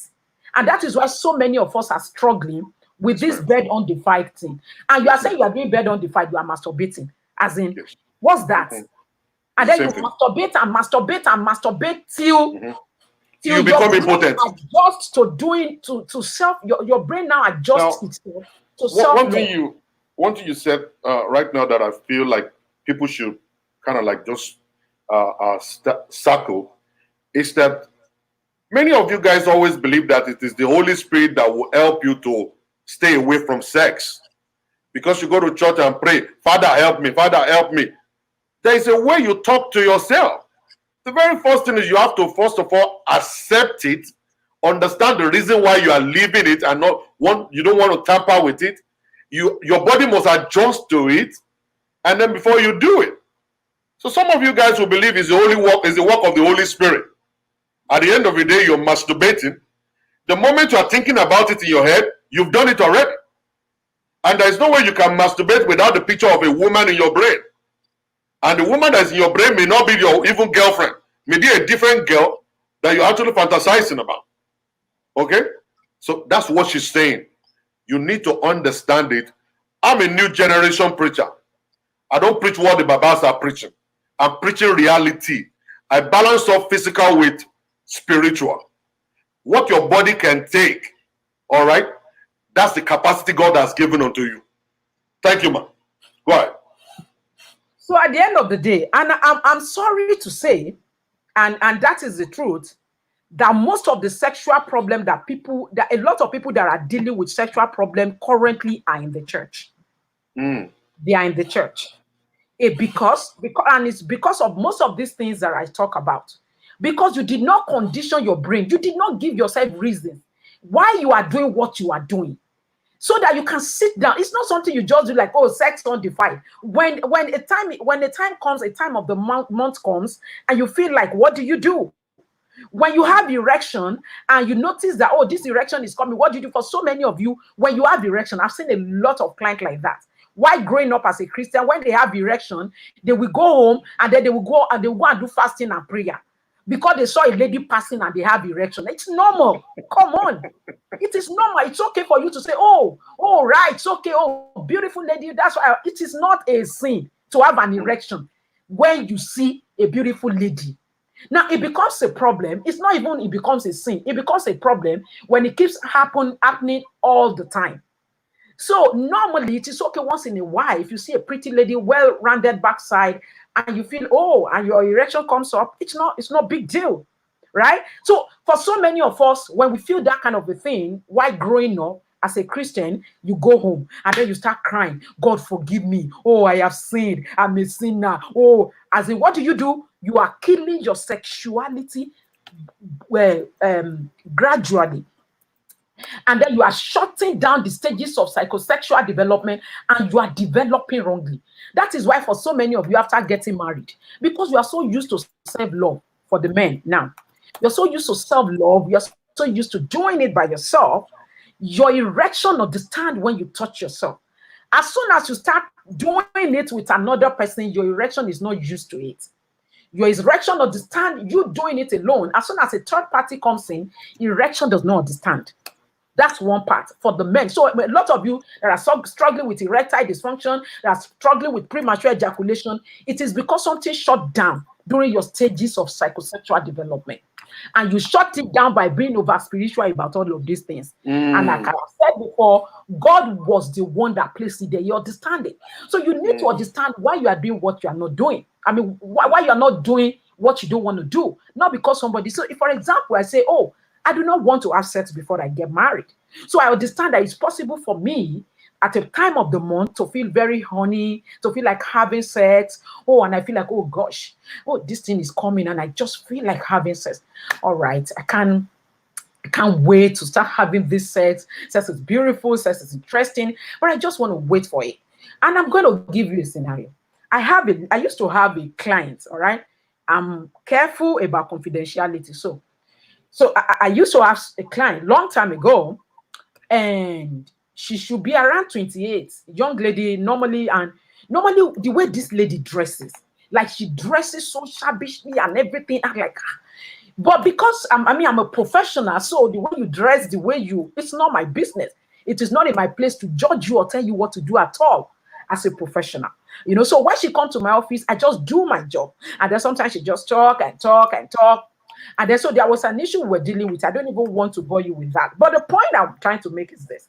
It was like on her third session in my office that he said, and you know what, and because I've not had sex before, I said, oh, really? You've not had sex before? You mean when you were dating that guy, because we're dealing with an issue with a particular guy? And she was like, no, up to now, I'm still a virgin. Oh, you're still a virgin. Oh, interesting. So why don't you want to have sex? And most of the time, sometimes when a lot of religious folks come to my office and they tell me, oh, I'm a virgin, the question I ask you is why? Why don't you want to have sex? So for most of them, they feel like, is she saying I should have sex? I'm not saying you should have sex, but I just want to know, what is your motivation? Why are you doing what you are doing? So that I want to understand if you are going to be struggling. All right. And I asked her, so why are you not having sex? And she's like, I just don't want to have sex. And I'm like, oh, but sex is interesting. So why are you not doing it? And she was like, maybe I'm proud. Maybe I don't want to get pregnant and I don't want a guy to tell me, oh, I'm not responsible, go for abortion and all of that. I don't want to put myself through all those stress. And I'm like, oh, interesting. How did you get to that point? And then she told me about one of her sisters that was pregnant. And because of that, she said, you know what? I do not want to go through all of this. When I'm ready to have sex, I will have sex. And that is why for so many of us, we don't even know why we are doing what we do. And that is why as a lady, one brother will come and compare you. And you say you want to do bed on the file. And then the brother puts 5 minutes pressure on you and you are opening your leg because you don't understand why you are doing what you are doing. You don't understand. All right. So this lady, I was like, wow, you need to see her. The way she dresses, it's only almost every part of the breast will be out, almost only maybe half of the boobs that will be covered, only part of the nipple. But this lady was a virgin.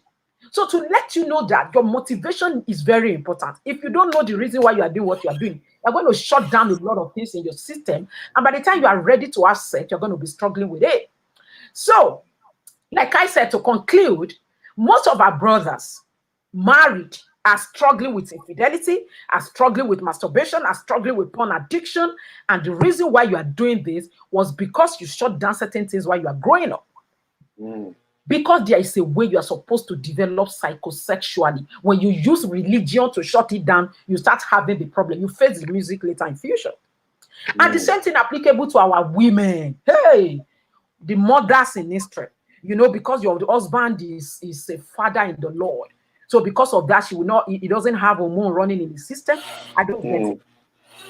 I don't get it. And then the man will say, oh, let's do. And then you lie down like a log of wood. You are not interested. When they ask you, you say, I'm not enjoying it. I'm not enjoying it. How does it be? I don't have orgasm. What do they call orgasm? And that brings me down. So for so many of you, you don't even want to hear sex while you were growing up because you are so religious. I'm a matchmaker, for crying out loud. I matchmake people. Do you know that I say this a lot of time, that the good girls are in the matchmaker's office? Actually, matchmaking is something I hardly do. I don't even have time for match. So please, you guys, don't disturb me about matchmaking. I don't have time for it. All right. Now, but the truth is, you just notice that the good girls are in the matchmaker's office. You see the girls that are looking for husband, they are the good girls in the church. Because there are certain things that the bad girls in quote understand that you do not understand. Because funny enough, it is not about sex. For so many of us, because they're asking for sex, it's not sex. There's a way to make a man to keep looking for you, not being able to sleep without seeing you, without sleeping with him. We don't understand. We don't teach all of that in church. We just want us to be holy and be holy and be holy. What are you talking about? There's a way you put yourself in a man's mind and he will not be able to sleep without sleeping with you. And some people are sleeping with him and he will not even be able to think about them. We don't understand all those skills. All we just want to do is just be the good girl, and then when you get married, Hey, I'm ready to have sex. Sex that you don't even have an idea. You don't know how to do. You don't even attend meetings like this. You don't listen to seminars like this because they are talking nonsense. I mean, I have a lot of couples, a lot of people that listen to my show, and then they will tell me, I tell my wife to listen to Dr. Felicia, that woman that used to talk anyhow. I just look at them and I smile. And they are the one that have the problem. I know. I mean, I've been doing this for like 18 years. So I could tell you they are the one that have the major problem. And then they will come out and they pretend. So for women, so many of us, we don't even understand. Some of us are frigid. You are battling with frigidity. Some of you no arousal. Some of you no desire. Some of you no orgasm. So many problems. And then you are just there missing a lot. When you don't enjoy sex, when they are begging you for it as a woman, you are missing a lot. And it's as a result of the fact that you did not develop properly. So many of you says, oh, it's because I was circumcised. No. Circumcision has its problem, or call it female genital mutilation, but that is not your problem. That is not your problem. Your problem is because you shut down certain things in your system. Until you reset your brain, things are not going to start working properly. Mothers, sisters, brothers, and fathers in the Lord. That is all I need to let you know, that you need to understand that sex is a good gift from God. It is beautiful. It has a lot of benefits. And the reason why you are struggling with it is because you have shut down certain things in your system. And for you to begin to enjoy it, you need to reset your brain. I just hope it makes sense. Wow. Good job. Let me bring Sister Tolu back and Sister Sheun and Dr. Sheun. Let me bring you guys back real quick. Amazing. Now, if you guys are having any question, if you have any question out there, all you need to do is to click on the link below. I'm going to bring you on the show and you'll be able to ask your question. All right? By the grace of God. Now, let me go to Dr. Sheun, okay, quickly. Do you have any other stuff you want to add, to what Dr. Tolu, I just said? Dr. Tolu, that has been amazing. Coming from the science of sex, and she said quite a lot of things. We say in the church, don't do, and they finally on the wedding day said do. What should they do? They don't know. So this is we have a lot of work to do in the church, because where we have the lot of problem is actually with the church folks, because everything is spiritualized, but sex is spiritual. God created it, and we got to know how to do it. So you need to seek help. And I was having a talk with you, Pastor Shala. It is time for men to come. My husband, I'm going to have a talk with him. My husband is someone that understands from the main point of view, because I think men just need to have this heart-to-heart conversation. A lot of men have masturbation and they are really struggling with all of that, vices. And they need a man-to-man talk now. So I'll toast him so that I can come on and help the men on the show. And the final thing I'm going to add is this: body confidence go a long way.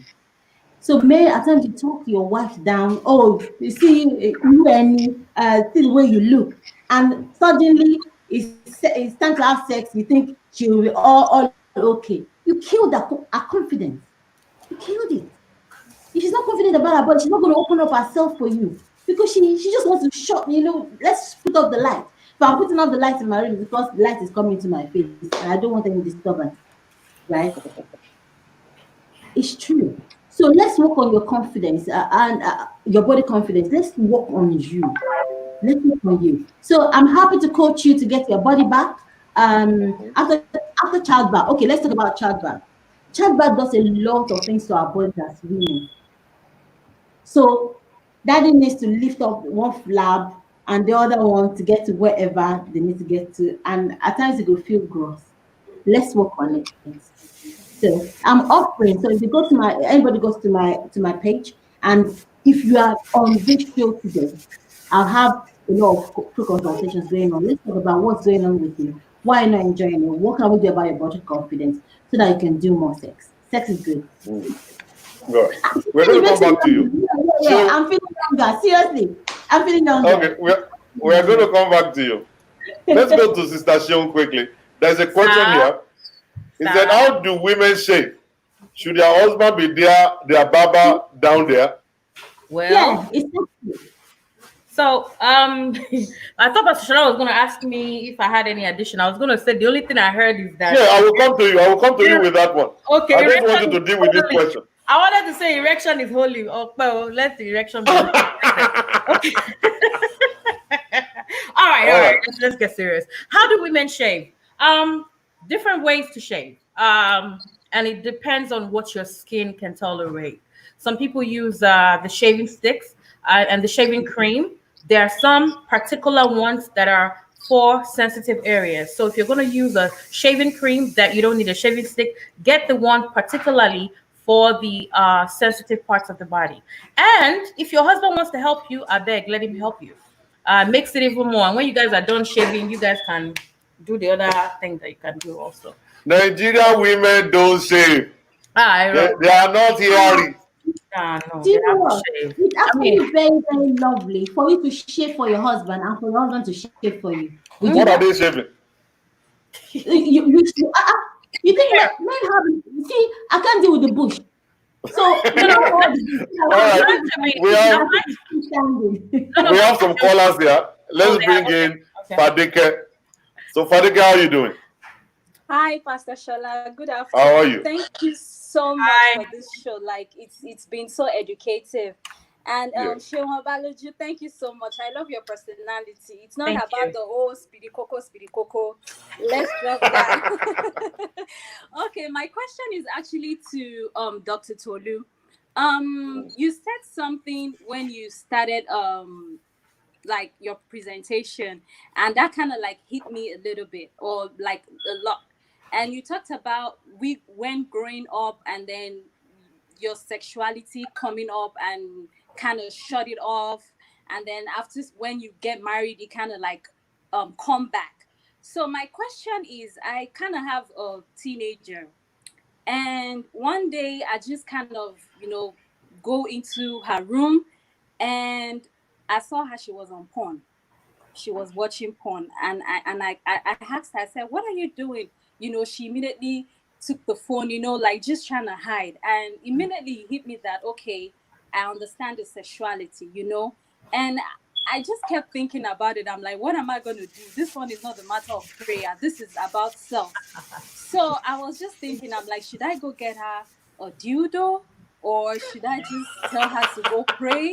Because I mean, no, it's the reality. I don't want her to go out there and make a mistake or meet some other guy who's just going to deceive her.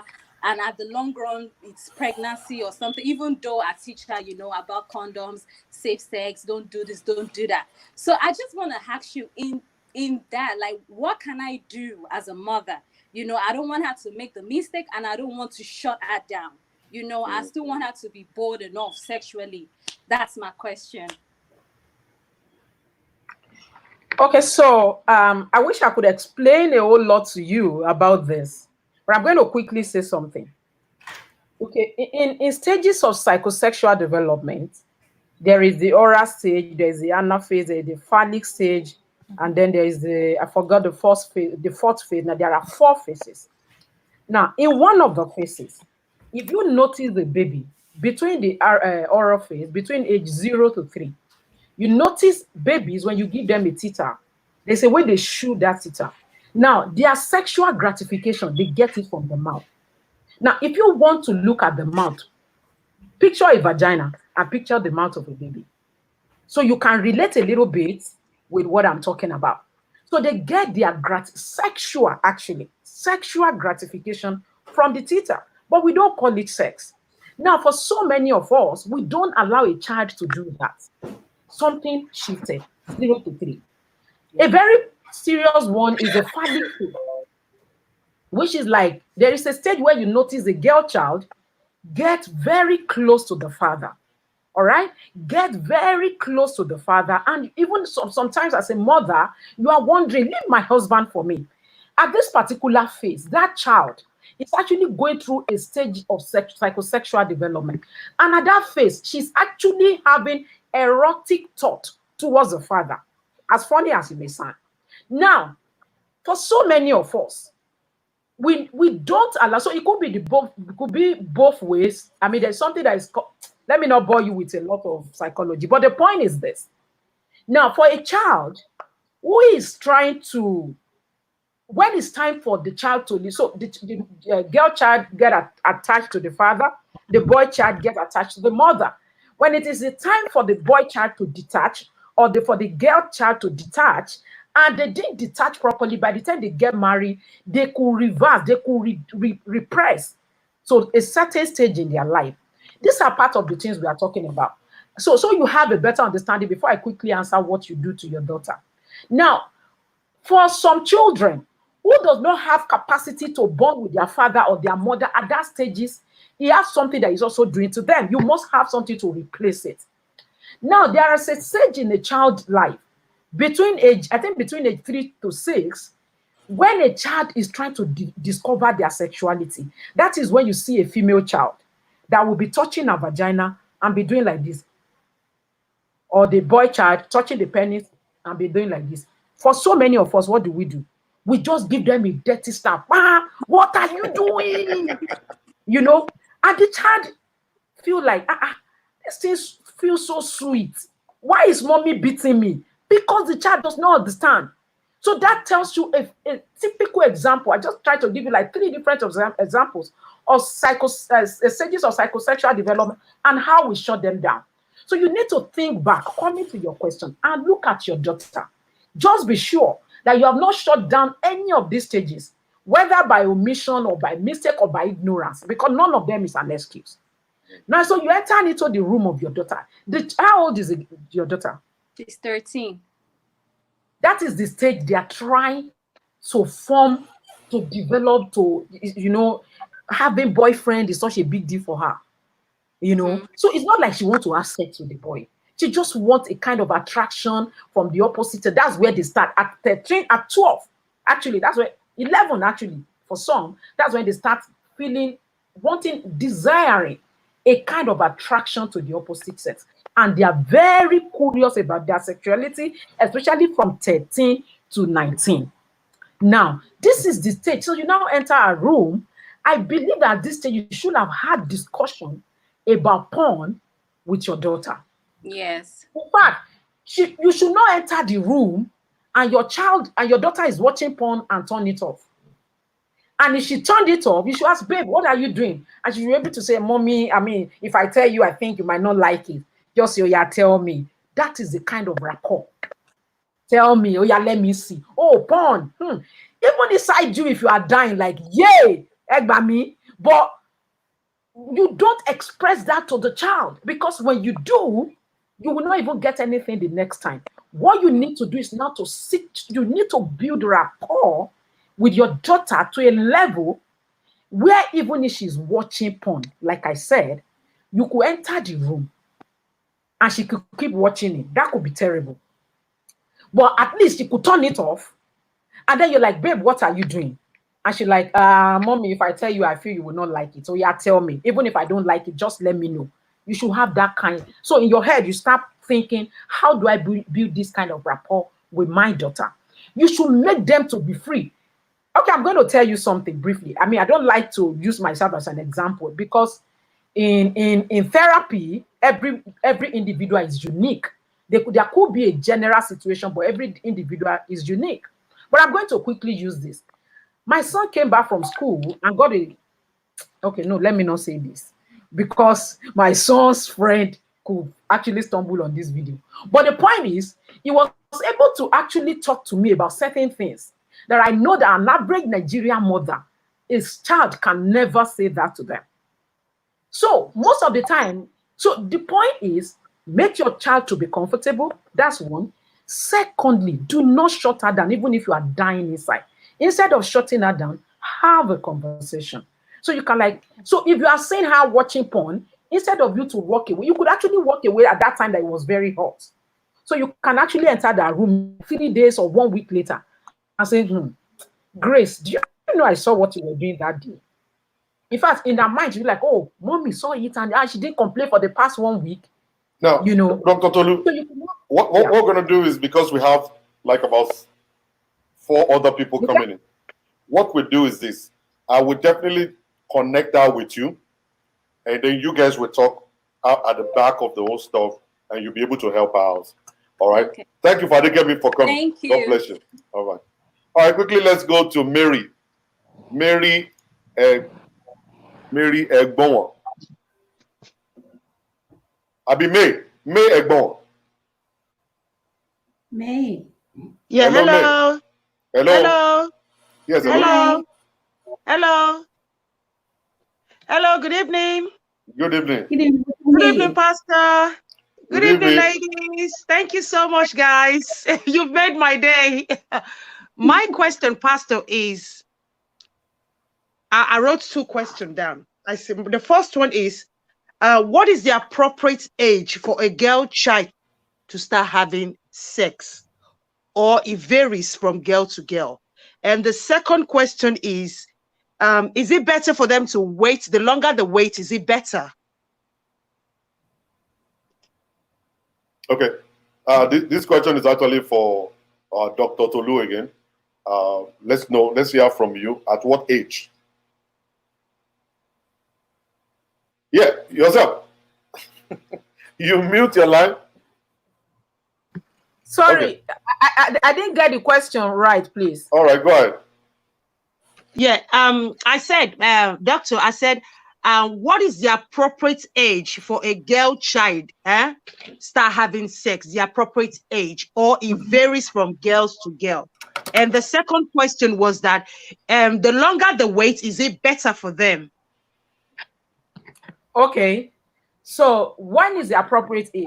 I would just say that I would say as long as the child has reached adolescence or adulthood. So let me just say, as long as the child, I mean, you become an adult from 18, all right? Yes. So from 18, they can now make the decision. The decision to have sex belongs to your daughter. You might not like to hear it.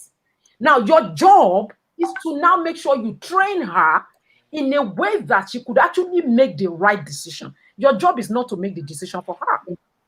Your job is to train her in the way that she will make the right decision. So, but I believe from 18, it is okay for a child to have sex. Now, that now becomes a decision if she wants to. Now, then the second question, is it the longer the better? I don't believe that. And I don't also think it is the earlier the better. I think it is whatever works for you. Whatever works for you. So, for me or for the child, for the girl child? Whatever for me, I would say the longer the better. Yeah, like I said, see, it's not, I'm not going to say, oh, the longer the better, that works for you. It might work for you, it might not work for another person. It might work for your daughter, it might not work for another person. But like I said, what is more important, what you should get from this is, you should train your child in a way that she could have a mind of her own. She could develop a very strong and heavy ego that she could make the right decision. That even, if you are not there, this girl is going to do the right thing. So even if she's saying, like, you know what, I want to have sex at 19, or I want to have sex at 21, or I want to have sex at 30, you just know that that is the best decision for her based on the way you are trained her. All right then. Thank you very, very much. Thank you. I get that now. Thank you. All Thank right, you, everybody. Thank you, Pastor. Thank you.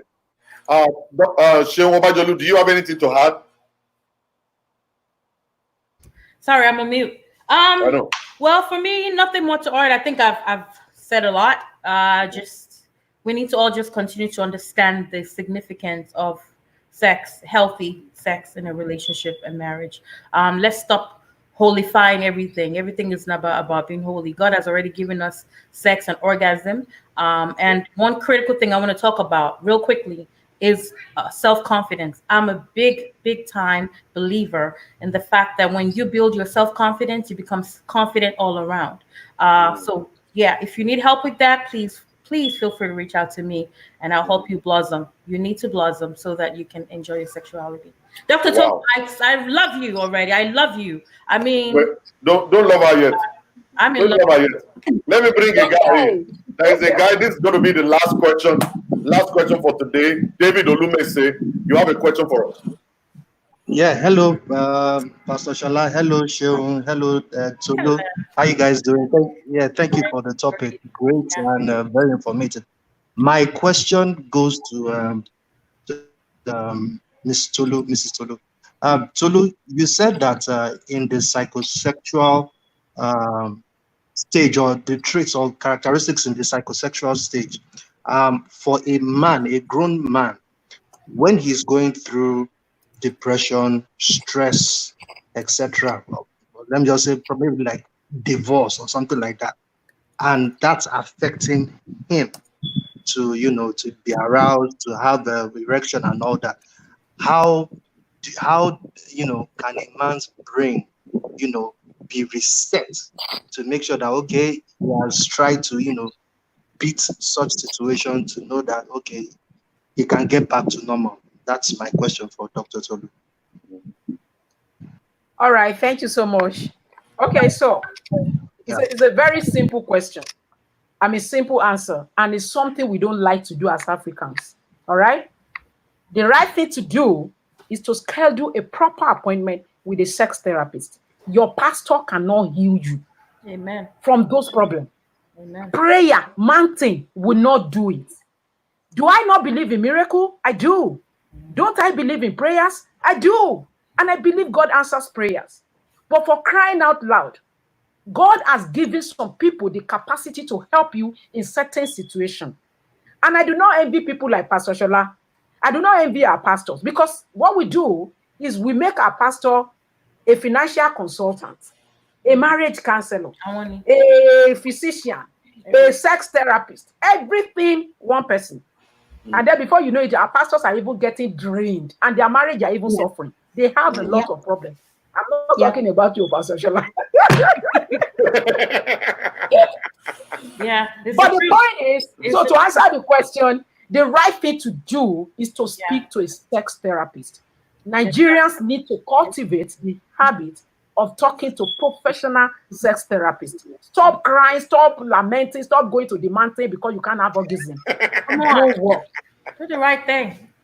Mountain will not make you get orgasm.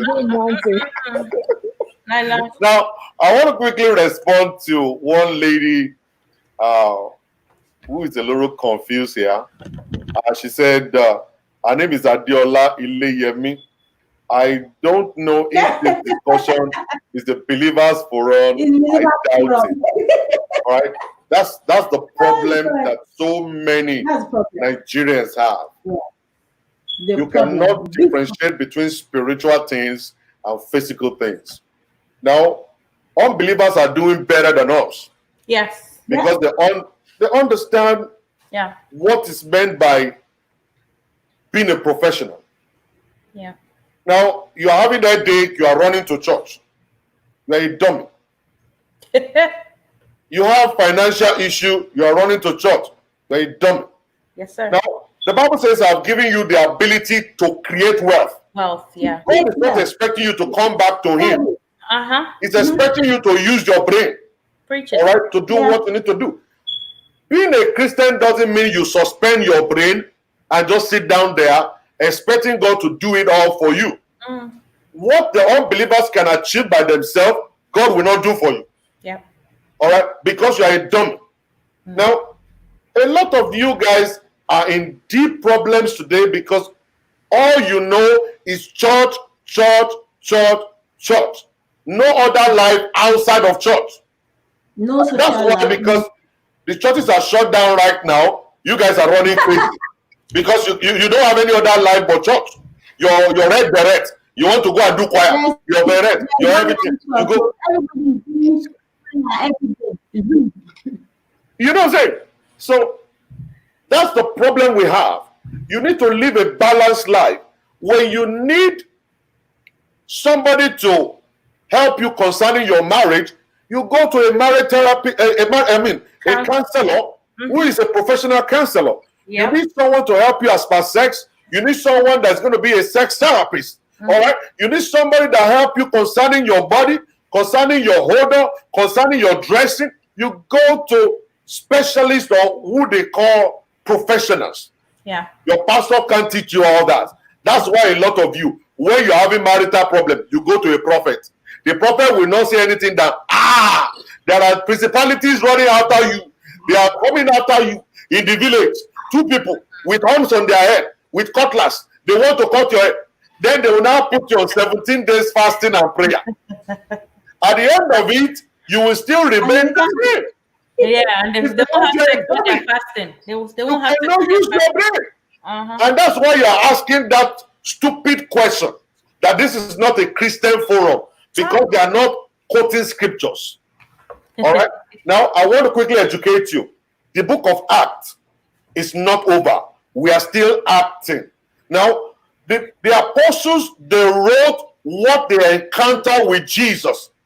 You need to write what you are able to encounter with Jesus. We must read your own epistle. If you don't have one, and you are depending on 2,000 years ago, you are not a Christian. You are a dummy. You are a pagan. You are not a Christian at all. So for people to be able to live a balanced, a well-principled life, a good life, a life that you will enjoy, you must know how to balance the spiritual and the physical together. May the God Almighty bless us and open our eyes. You see, one thing I'm about to do is that these ladies that are here, I'm going to bring them back separately. I want to bring them back separately. It's going to be on a deeper level. Because right now, I only gave them a topic, just talk on the surface about sex. They've not been able to go into depth. If I open them up, we will not leave here in 10 days. So I'm going to bring them back. But when I'm bringing them back, it's going to be with subscription. I'm not bringing them back here to come and waste their time. Anyone that is not ready to invest money into it, don't bother to come. Because when I bring them, you're going to subscribe. You have the time to learn everything you want to learn. Because this is what they do. All right? Somebody's asking about sex toys. Oh, well, you said we shouldn't masturbate, but you're talking about sex toy. You said we shouldn't do this. You're talking about oral sex. Listen, you need education. Forget about everything you've learned before. All right? Take everything in your brain. Take it out. Empty your brain. Let us fuse that out with something new. That at the end of coronavirus, people will see you on the street.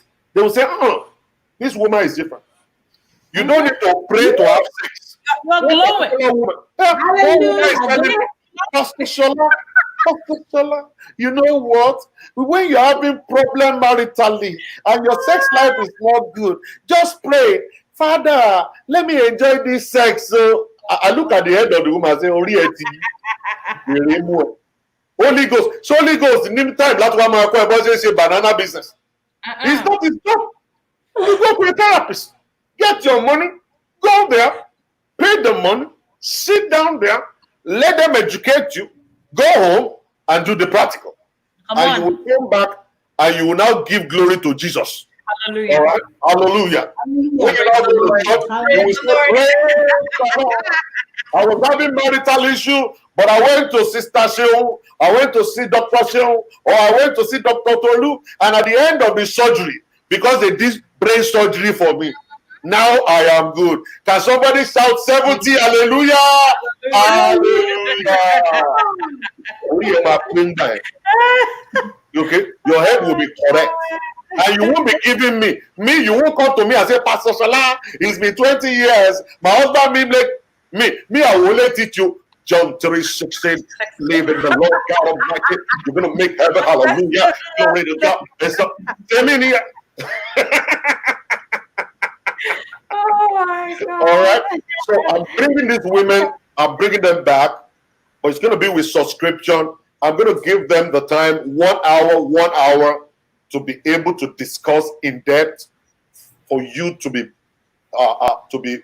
well fed. Pastor Shola, please, when you're bringing me back, they better come with an open mind. I'm not spiritual. No, don't worry. We won't pray. We won't pray when you come. No. Hallelujah. Dr. Sheun will pray. Pastor Seun is the pastor. Yeah, Pastor Sheun. That's pastor. Dr. Tolu is a Doctor. born again and a professional too. Yes. She doesn't joke. Sex is holy. Erection is holy. I love it. Erection is holy. Hallelujah. Banking is holy. Banga Robinson is allowed. Correct. When you see a very nice, beautiful woman and you have erection, it's normal. It's All right. normal. Ó ní pé kí ni ẹ̀ ṣiṣẹ́ nìyẹn. Àìmọye àwọn èèyàn tí kòkòrò wọn ò ṣiṣẹ́. Àwọn àlàáfíà fún wọn. Padà! Where is the strength? Strength! Strength! Strength! Strength! All of it. You could believe it. Whereas his blood flow. The blood is not flowing there. No erection. It's not. God bless you. So, Sister Sheun, thank you very much for coming. Dr. Sheun, you're awesome. Dr. Tolu, fantastic. By the grace of the Lord God Almighty will bless you guys. And then we'll take you guys to the next level of your lives in the name of Jesus. Amen. I'm going to be bringing you guys back by the grace of God before the end of coronavirus time, so that every one of us will have time to be able to enjoy your ministries in Jesus' name. So thank you everybody for coming tonight. Okay, so people can visit our website, right? Yes, they can visit your website. How can they get your website, man? So okay, so my website is Intimacy Clinic, intimacyclinic.org. Intimacyclinic.org. Yeah. Okay, .org. Okay. Yeah. Right. Yeah. All right. Anybody who would love to actually see Dr. Tolu, you can actually go to intimity.org. Go there. Intimacy Clinic. Intimacy Clinic. Yeah. .org. All right, let's go there and chat. How can we? No, don't locate Sheun. Sheun is already known. It's 1000% known all over the world. Anyway, how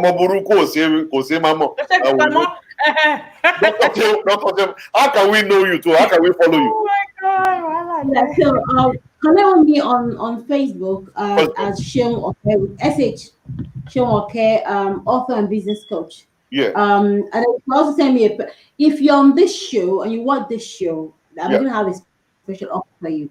So if you text, what's the name of the show today? Okay, text Pastor Shola, right, to +44 74 11 85 7200. Wait a minute, slow down. Let's get it on the board. Call that number again. Okay, +44 44 74 71 11 74 74 11 11 85 85 72 72 00. 00. So +44 Okay. 74 11 85 72 00. Pastor Shola, we'll talk about your body confidence, how you can have more sex looking great. That's it. So if you need to connect with Dr. Sheun, text Pastor Shola to that number. She's going to give you a discount by the grace of God. If you need the service of Seun Obajolu, how to build confidence, self-confidence, tó máa lọ sápamọ́ sẹ́yìn kọ́nà, ó mọ̀jàdúrà lọ, ó lo mẹ́kọ̀, ó lọ tó lọ fòwú dúdú kóró, ó wá dọ̀jú sẹ́gbẹ̀ẹ́ church wá sí Holy Ghost, Holy Ghost, Holy Ghost. Àwọn ìjẹ́ ẹ̀kọ́ fẹ́ ti yẹ̀yẹ́ lọ́rùn. Ó yẹ lọ bá Dr. Tolu, let her help you so that you can build your self-confidence, you know what I'm saying, and everything will be right with you in Jesus' name. All right. So thank you very much, everybody. God bless you. Dr. Sheun, thank you. Seun Obajolu, thank you. God bless you. Have a beautiful day. Bye. Love you, Bye. Sheun. Love you too, baby. Bye.